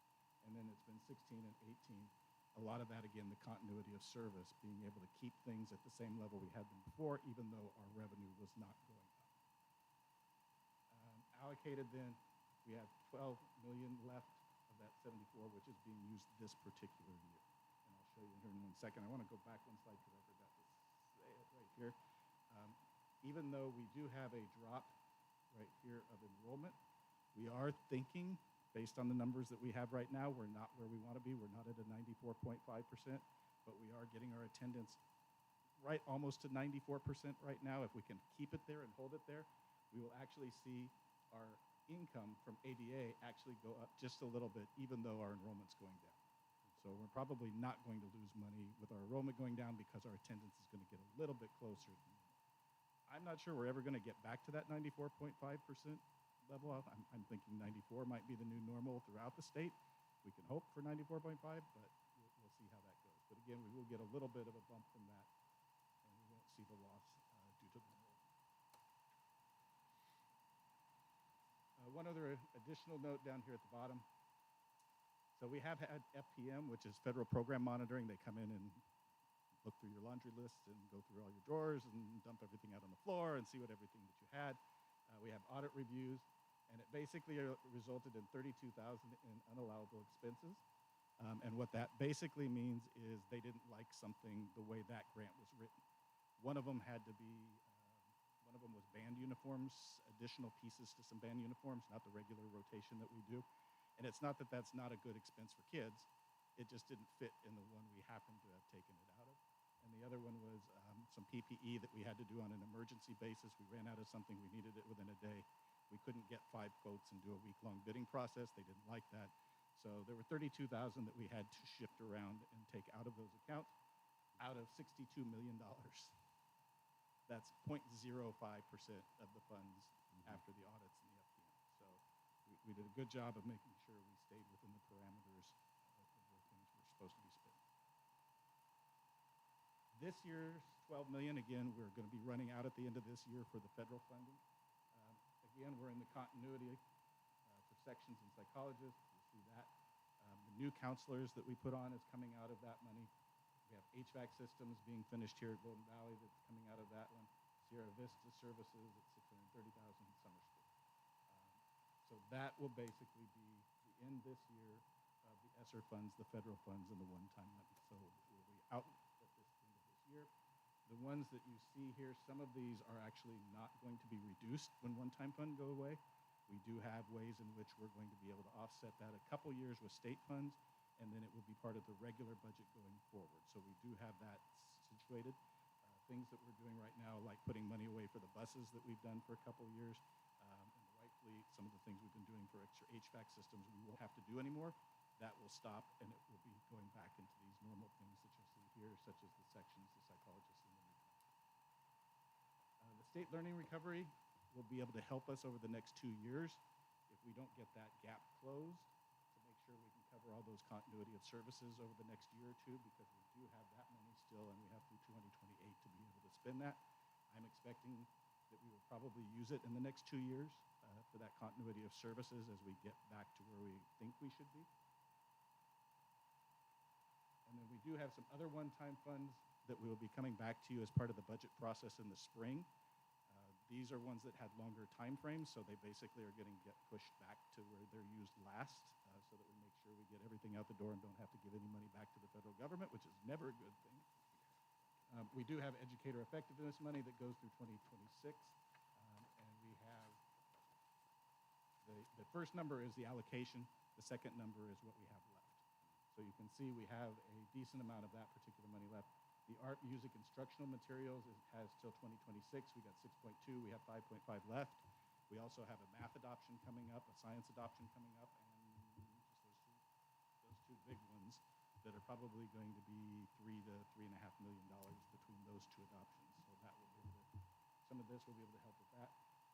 A through G success learning loss will give me up through 2028. 3.2 million. We've got 2.9 left, and then ethnic studies requirement we have through 2026. We have a little bit of funding left there.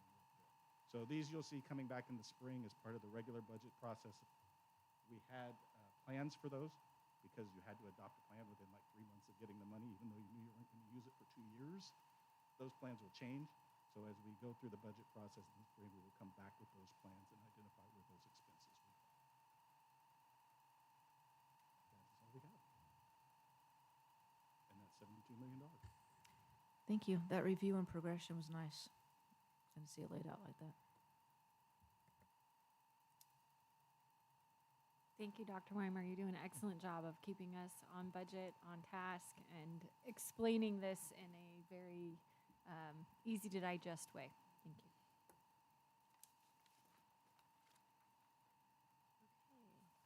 you. At this time, we'll move on to the Employee Association's comment period. Are there any comments from CSEA or DTA? Okay. Then we will move along to the consent agenda. Is there a motion to approve the consent agenda? I move to approve the consent agenda. Is there a second? I second that motion. Trustee Jayasinga, would you like to acknowledge the donations? Thank you, President Ham. On behalf of the Board of Trustees, I'd like to thank the following donors for their generosity. For Atwater High School, these funds are to be used for the FFA program. John and Nicole Lawrence, the Hate Dust Project, Vaughn Gooden, DDS, and State Farm. For El Capitan High School, and this is to be used for cheer, donation from the Merced Hart Associates. And then for Livingston High School, Rotary Club of Livingston. And then to be used, these funds are to be used towards water polo from Michael Betancourt, Thomas Murphy, and the California Lions Camp Foundation. And those are all the donations for the month of November. Thank you, everyone. Thank you. Are there any questions on the consent agenda? If not, then we'll call for the vote.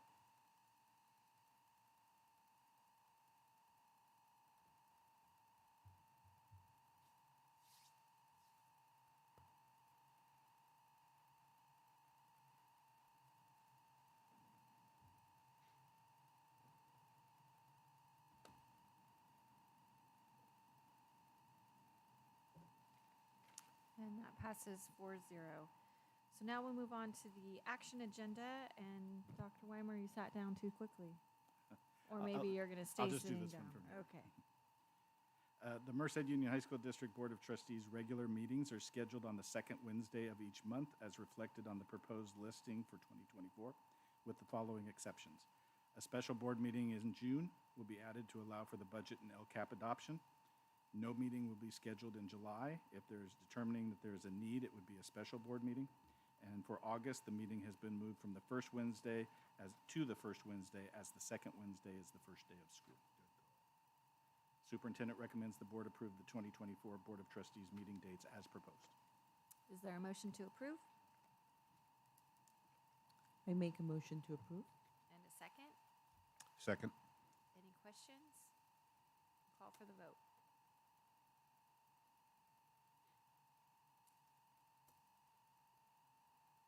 I think everyone appreciates that August date change. Yes. It worked well this year.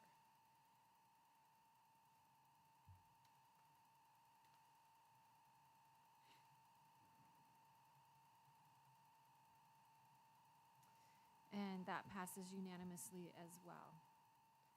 So at this time, I'm going to talk about the CSBA Delegate Assembly nomination. CSBA member boards are eligible to nominate board members within their geographical region or sub-region to the CSBA Delegate Assembly.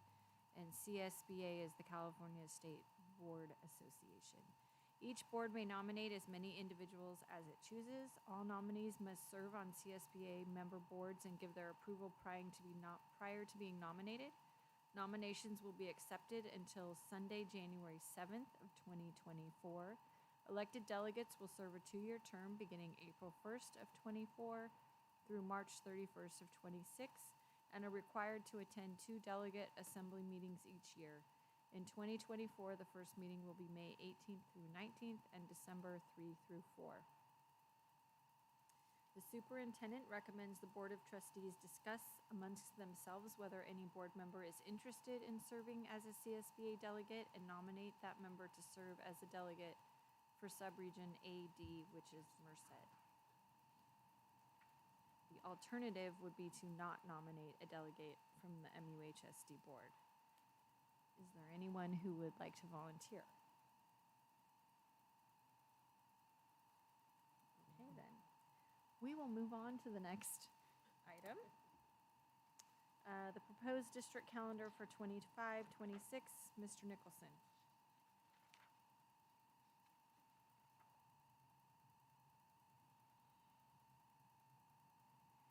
Evening.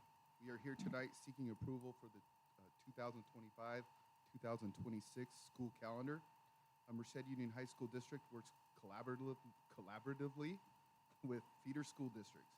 Feeder school collaboration was conducted on September 21st of this year. That collaboration, along with attendance and historical parameters, were used in the development of the 25-26 calendar. We have also sought feedback from our bargaining units. During that year, we would like to move Lincoln Day to be observed on a date other than identified in the California Education Code. The acting school board must adopt a resolution that identifies the alternative calendar holiday. Board adoption of the attached resolution number 423 would allow the district to observe Lincoln's Day on Friday, February 20th, 2026. So the superintendent submits the proposed calendar for a first reading with possible adoption and recommendation, and recommends the approval to adopt resolution 423, holiday observance, which allows the district to observe Lincoln's holiday on Friday, February 20th. Is there a motion to approve with the possible adoption, waiving the second reading? I'll move to approve the district calendar 2025-26 as well as the associated resolution and waive the second reading. And a second. I second that motion. Are there any questions? Then we will call for the vote.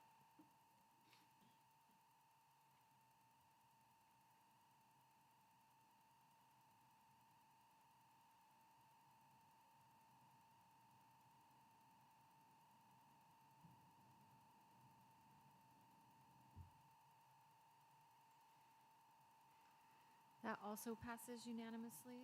Mr. Nicholson, you're up again. So we are here seeking board approval for a certificated assignment. Education Code 44258.7 allows a certificated employee to teach out of his or her area of certification with approval of the Board of Trustees if the individual has completed the appropriate trainings to the specific sport being coached. So the superintendent recommends the approval of the teacher listed being assigned to teach out of his area of certification in accordance with the Education Code. Is there a motion to approve? Move to approve the approval for the certification on assignment or certificated assignment. And is there a second? Second. Any further questions?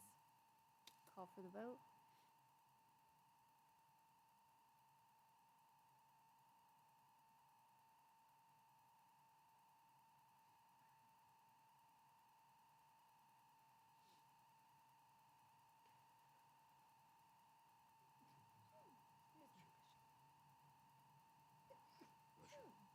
Excuse me. Okay, thank you. That passes 4-0. Mr. Nicholson, one more.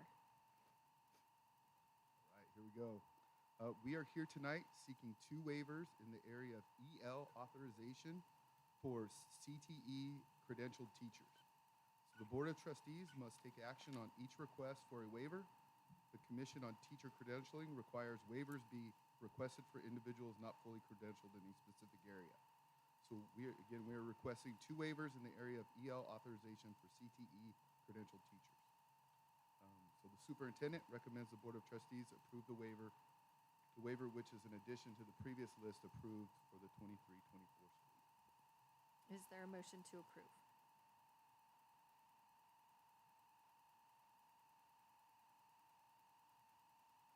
I'll make the motion to approve. Is there a second? Second. And are there questions? What is the anticipated completion for these? Because it looks like one maybe is a little farther ahead than the other. Yeah, so the first one listed, we thought that was going to be completed this fall. That's why he wasn't on the original list. So he should be done by the spring. And then the second one is a brand new hire out of industry. So she's currently going through the process with San Diego County, and she'll be starting here the first week of December.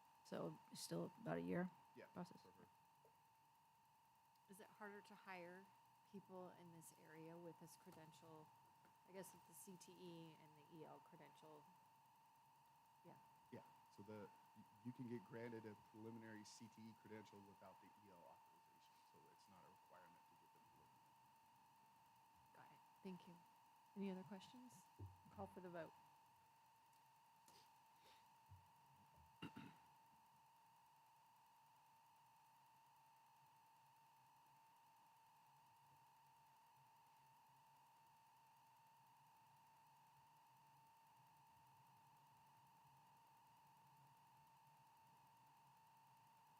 And that one passes unanimously. Mrs. Ballinger, the summer school calendar, please. Yes, the Merced Union High School District is committed to offering all students an opportunity for credit recovery. The district will offer remediation courses and a special education and migrant education program in summer school. The summer school program for credit recovery will be an independent studies model again. Students in our special education and migrant program will be taught in person on campus. All summer school staff are required to physically be on campus each day.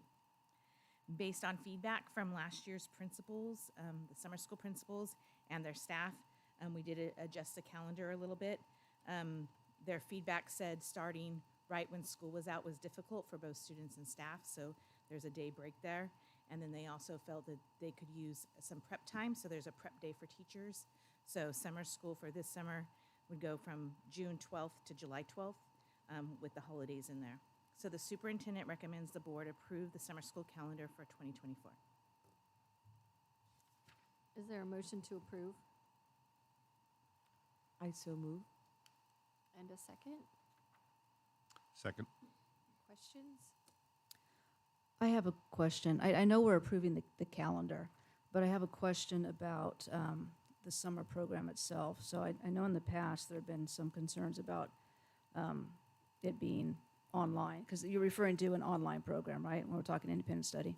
For the remediation, For the yes. remediation, Yeah, okay. but they would meet with somebody once a week. So they will, okay. So it Yes. is more of a traditional independent Yes, study.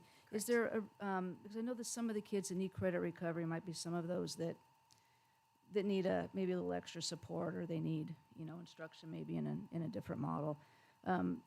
What is the rationale behind offering credit recovery in an online setting versus an in-person setting? It allows us to meet the variety of learners. So the kids who do need them more support, they can come to campus every day to get that support. So that's why all staff members need to be on campus every day, so they can schedule more appointments to get it. Where other kids who don't need that extra support, they can still progress through it. Last year we did run math in person every day, which we're still working on that. We wanted to get the calendar approved, but math may still go in person every day again. Okay. Thank you. It's my strong opinion, along with Tiffany's, that it's in person. Who determines which students need more support and need to come every day? It would be a combination of the students, of course. They would determine that and come every day if they wanted to. The teacher could also make that recommendation, but it is summer school, so it is voluntary. So if the kid doesn't want to do the work, they're not going to do the work, and it's voluntary. So we'd have to find a different way for them to recover that credit. Do parents get that message also? I think we need to do a better job with that messaging. That was one of the recommendations from last year's summer school principals also. And how many credits are they allowed to recover? 10. 10? And then regardless of whether or not teachers are teaching in person or online, they get the same amount of prep? The teachers? Yeah. Yeah, last year they got no prep. They just got paid for it, and they could do it when they wanted to. This year we're providing that one day for them to do it. I think that'll help with the summer school principal setting those expectations and going through the processes in advance by having that day of prep where all the teachers are there on campus. I appreciate that you got a lot of feedback and were able to make some modifications as a result. We really, the last few years, summer school's been different every year because we had COVID, we had coming out of COVID, we had all, so I think that we got good feedback from last year to come up with a model that might be a little more sustainable. That's great. Will there be some enrichment programs as well? Right now, we don't have any planned. We are looking at kind of a math enrichment piece that would be just for elective, but it is in our contract with DTA that we wouldn't offer advancement courses except for special ed.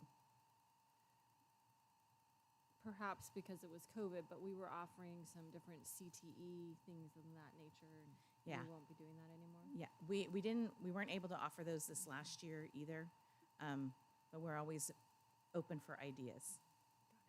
Got it. Okay. Any other question? Call for the vote.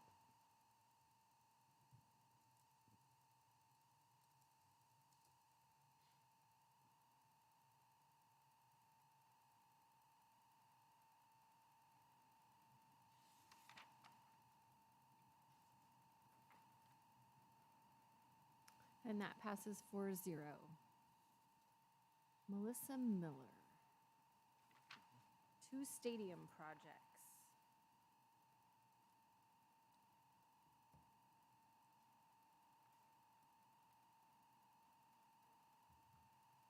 So I'm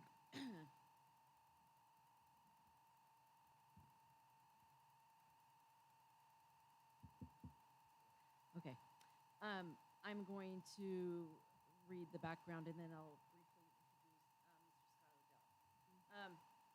So I'm presenting the initial study and mitigated negative declaration for the Buhack Colony High School Stadium as required to comply with the California Environmental Quality Act, also known as CEQA. An initial study and mitigated negative declaration (M&D) were prepared for the Buhack Colony High School Stadium project in compliance with CEQA and is before the board for adoption. The initial study and mitigated negative declaration found that all potential impacts of the project could be mitigated to an insignificant level, and the implementation of the mitigation measures incorporated into the project. The mitigated negative declaration, the initial study, and the initial study appendices can be found on the MUHSD website under the District Operations tab located at the Facilities and New Construction page. Resolution number 05-23, the Mitigation Monitoring and Reporting Program, and the Response to Comments document, which includes the comments received on the initial study and mitigation declaration and the district's responses to the comments are attached to this agenda item. Mr. Scott Odell will present and give a brief on the findings for Buhack Stadium very quickly.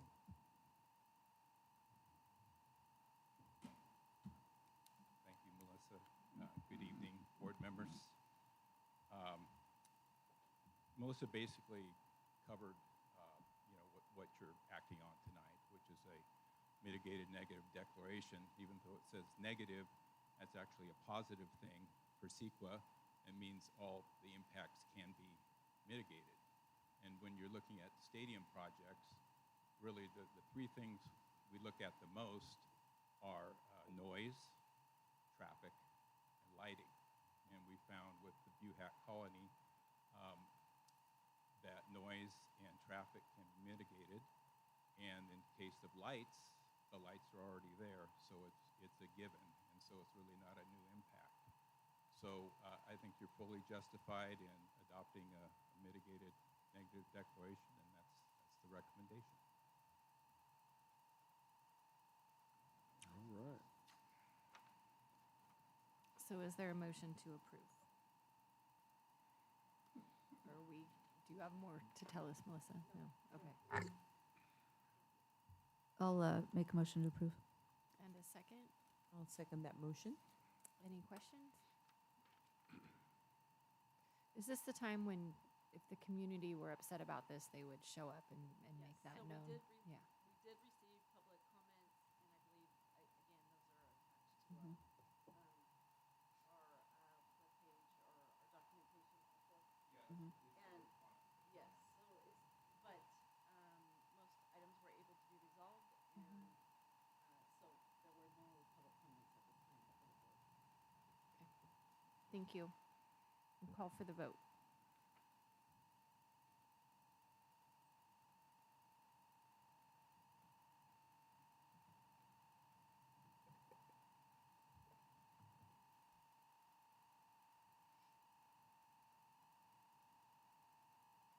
And that one passes 4-0. El Capitan. Thank you. So this is the same for El Capitan High School, except we are recommending that the Board of Trustees adopt resolution number 06-23 for the M&D for the El Capitan High School Stadium project, adopting a mitigation monitoring and reporting program and approving the project. And we have no findings either for that. Okay. Was there a motion to approve? I so move. And a second? I second that motion. Any further questions? Call for the vote. I recall hearing that this was a really big deal when the Golden Valley Stadium was being put in. And ultimately, what was resolved was that some of the neighbors here were given lifetime passes to the football games, and that resolved everything.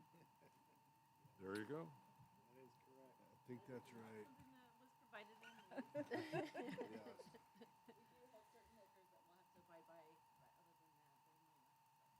So what is the timeline for these then? The timeline as far as the Completion. Yeah, Starting. start first, yeah. This is just the first phase of moving the project forward. Obviously, we need to complete get ourselves out of Department of State Architect. No. And so that's our next step.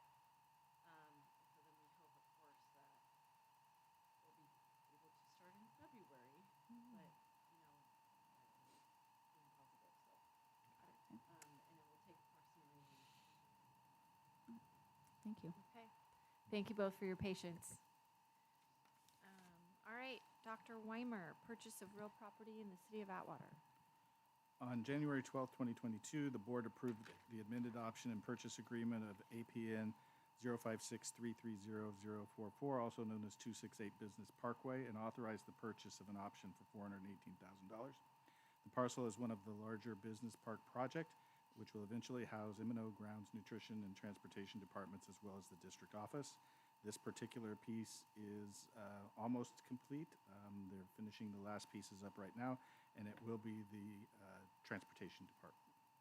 So the superintendent recommends the board approve the purchase and sale agreement between the district and Uncle Buck's Blazing Barbecue Catering LLC and Lane and Kathleen Clark of property located at 268 Business Parkway in the city of Atwater, and delegate the authority to the superintendent or his designee, me, to enter into the agreement and take any action necessarily, including the contingency amount of up to 10% to effectuate the terms of the purchase agreement. Is there a motion to approve? I so move. And a second? Second. Any questions? Call for the vote.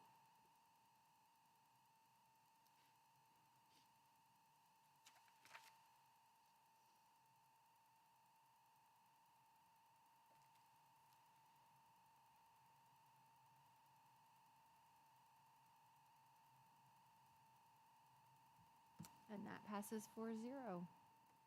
We are in the home stretch. Mr. Peterson, the superintendent's report. Thank you, Mrs. Ham.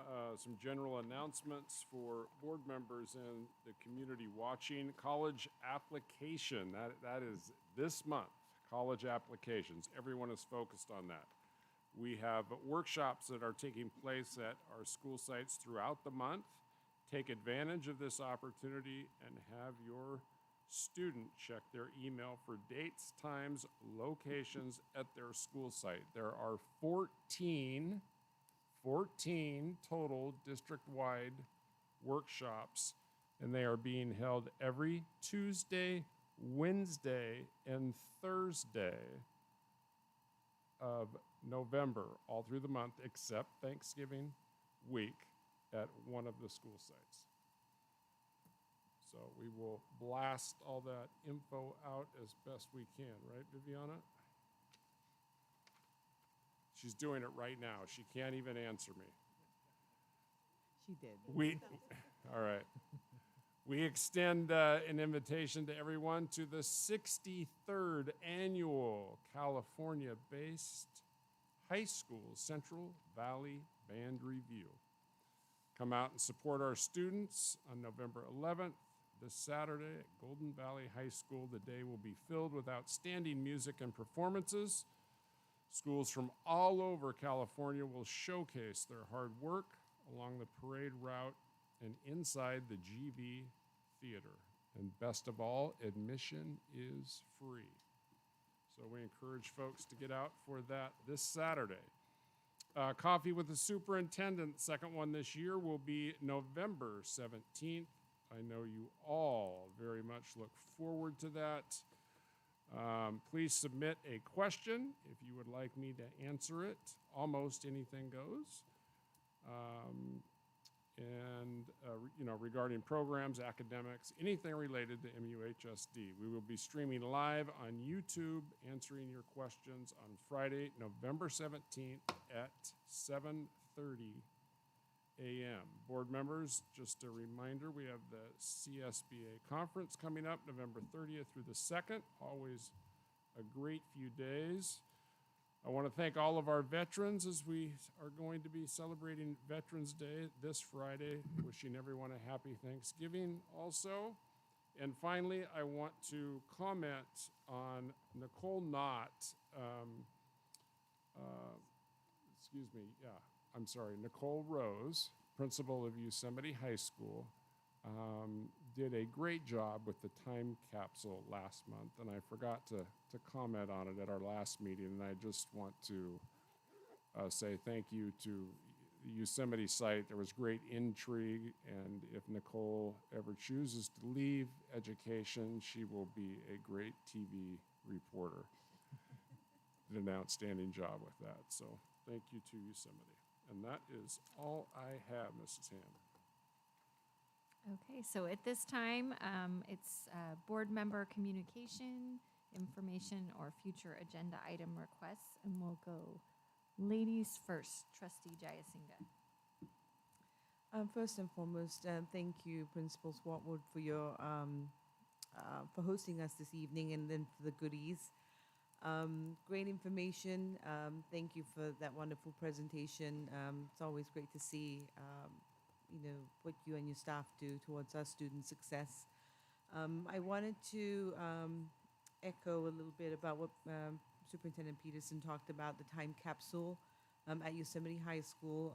And this was back in September, so I was planning on talking about it last month. But it was really a very cool event when they cut open that box. And I think the lesson to take away from it all was, if you want to preserve something well for many decades, store it or bury it in something that's made out of copper, because everything inside that was in such pristine condition. So it was truly a remarkable event, and the gentleman who buried it was actually there as well. I do not have his name in front of me, but it was cool to be there. Looking forward to CCBR, back to Golden Valley. Principals, do you know how many schools are participating this year?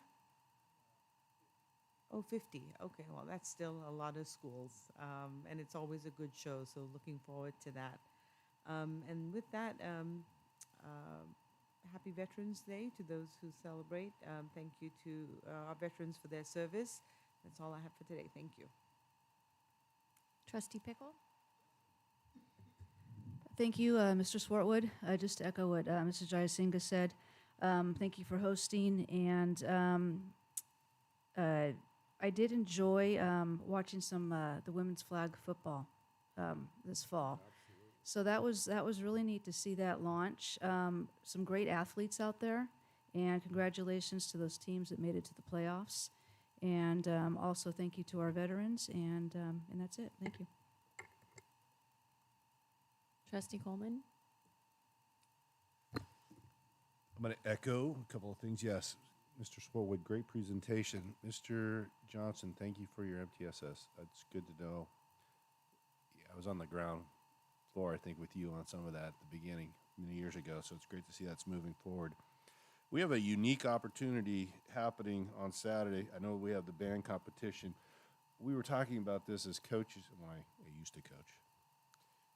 We have two Merced Union High School water polo teams playing for the section title, which means we get a section title coming to our district no matter what. It's Division II women's water polo, and it is LCAP and BUHAC, so that'll be pretty exciting.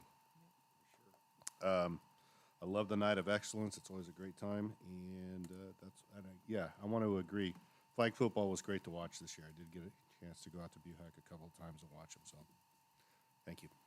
And a three-way tie for first place. Merced, Livingston, and Atwater. All great teams, great representation. Thank you very much, Mr. Swartwood, for hosting this evening, and major kudos to you and your staff and students at Golden Valley for pioneering the no cell phone usage and the incredibly thorough adoption of Minga. I hope more of our sites will follow your lead.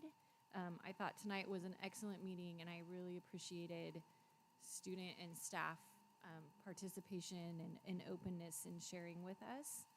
I love the Student Involvement Initiative, Mr. Johnson, and appreciate all of the updates. And the data is great, and I think, as we all know, the more students are involved, the more inclined they are to come to school and to actually care. While we were sitting here, I did get a Parent Square message about the Coffee with Superintendent, so thank you, Viviana. Nice work. Another plug, Friday, November 17th at 7:30 a.m. Send your questions in. I'm super impressed with the number of the teams in our district that are headed to the playoffs or were part of them early on. I think it's been an incredible run for our district, and I got to watch Merced High play El Capitan last night, I guess, in the semifinal for women's water polo, and I'm super excited for our district. And anyway, the resurgence of women's water polo here has just been phenomenal to watch, and we have some really talented programs. Merced High lost by 1 goal to El Capitan, so you've got Merced High, El Capitan, and BUHAC with really incredibly strong programs. I would love to see us take a look at updating school profiles so that they are more robust, as Mrs. Lockeretti requested. I think that is only fair and appropriate to support our students in the greatest way possible. So if we could take a stab at that, Mr. Peterson, by sight, I think that would be really appreciated. No problem. I also have heard from a couple parents whose children went through the Leadership Academy in conjunction with UC Merced. And I think it would be great for the board to learn a little bit more about that initiative, what's involved, who participates, and I understand students get school UC Merced credit. So I'd love more information about that. And otherwise, I am delighted to adjourn the meeting at 7:45. Thanks, everybody.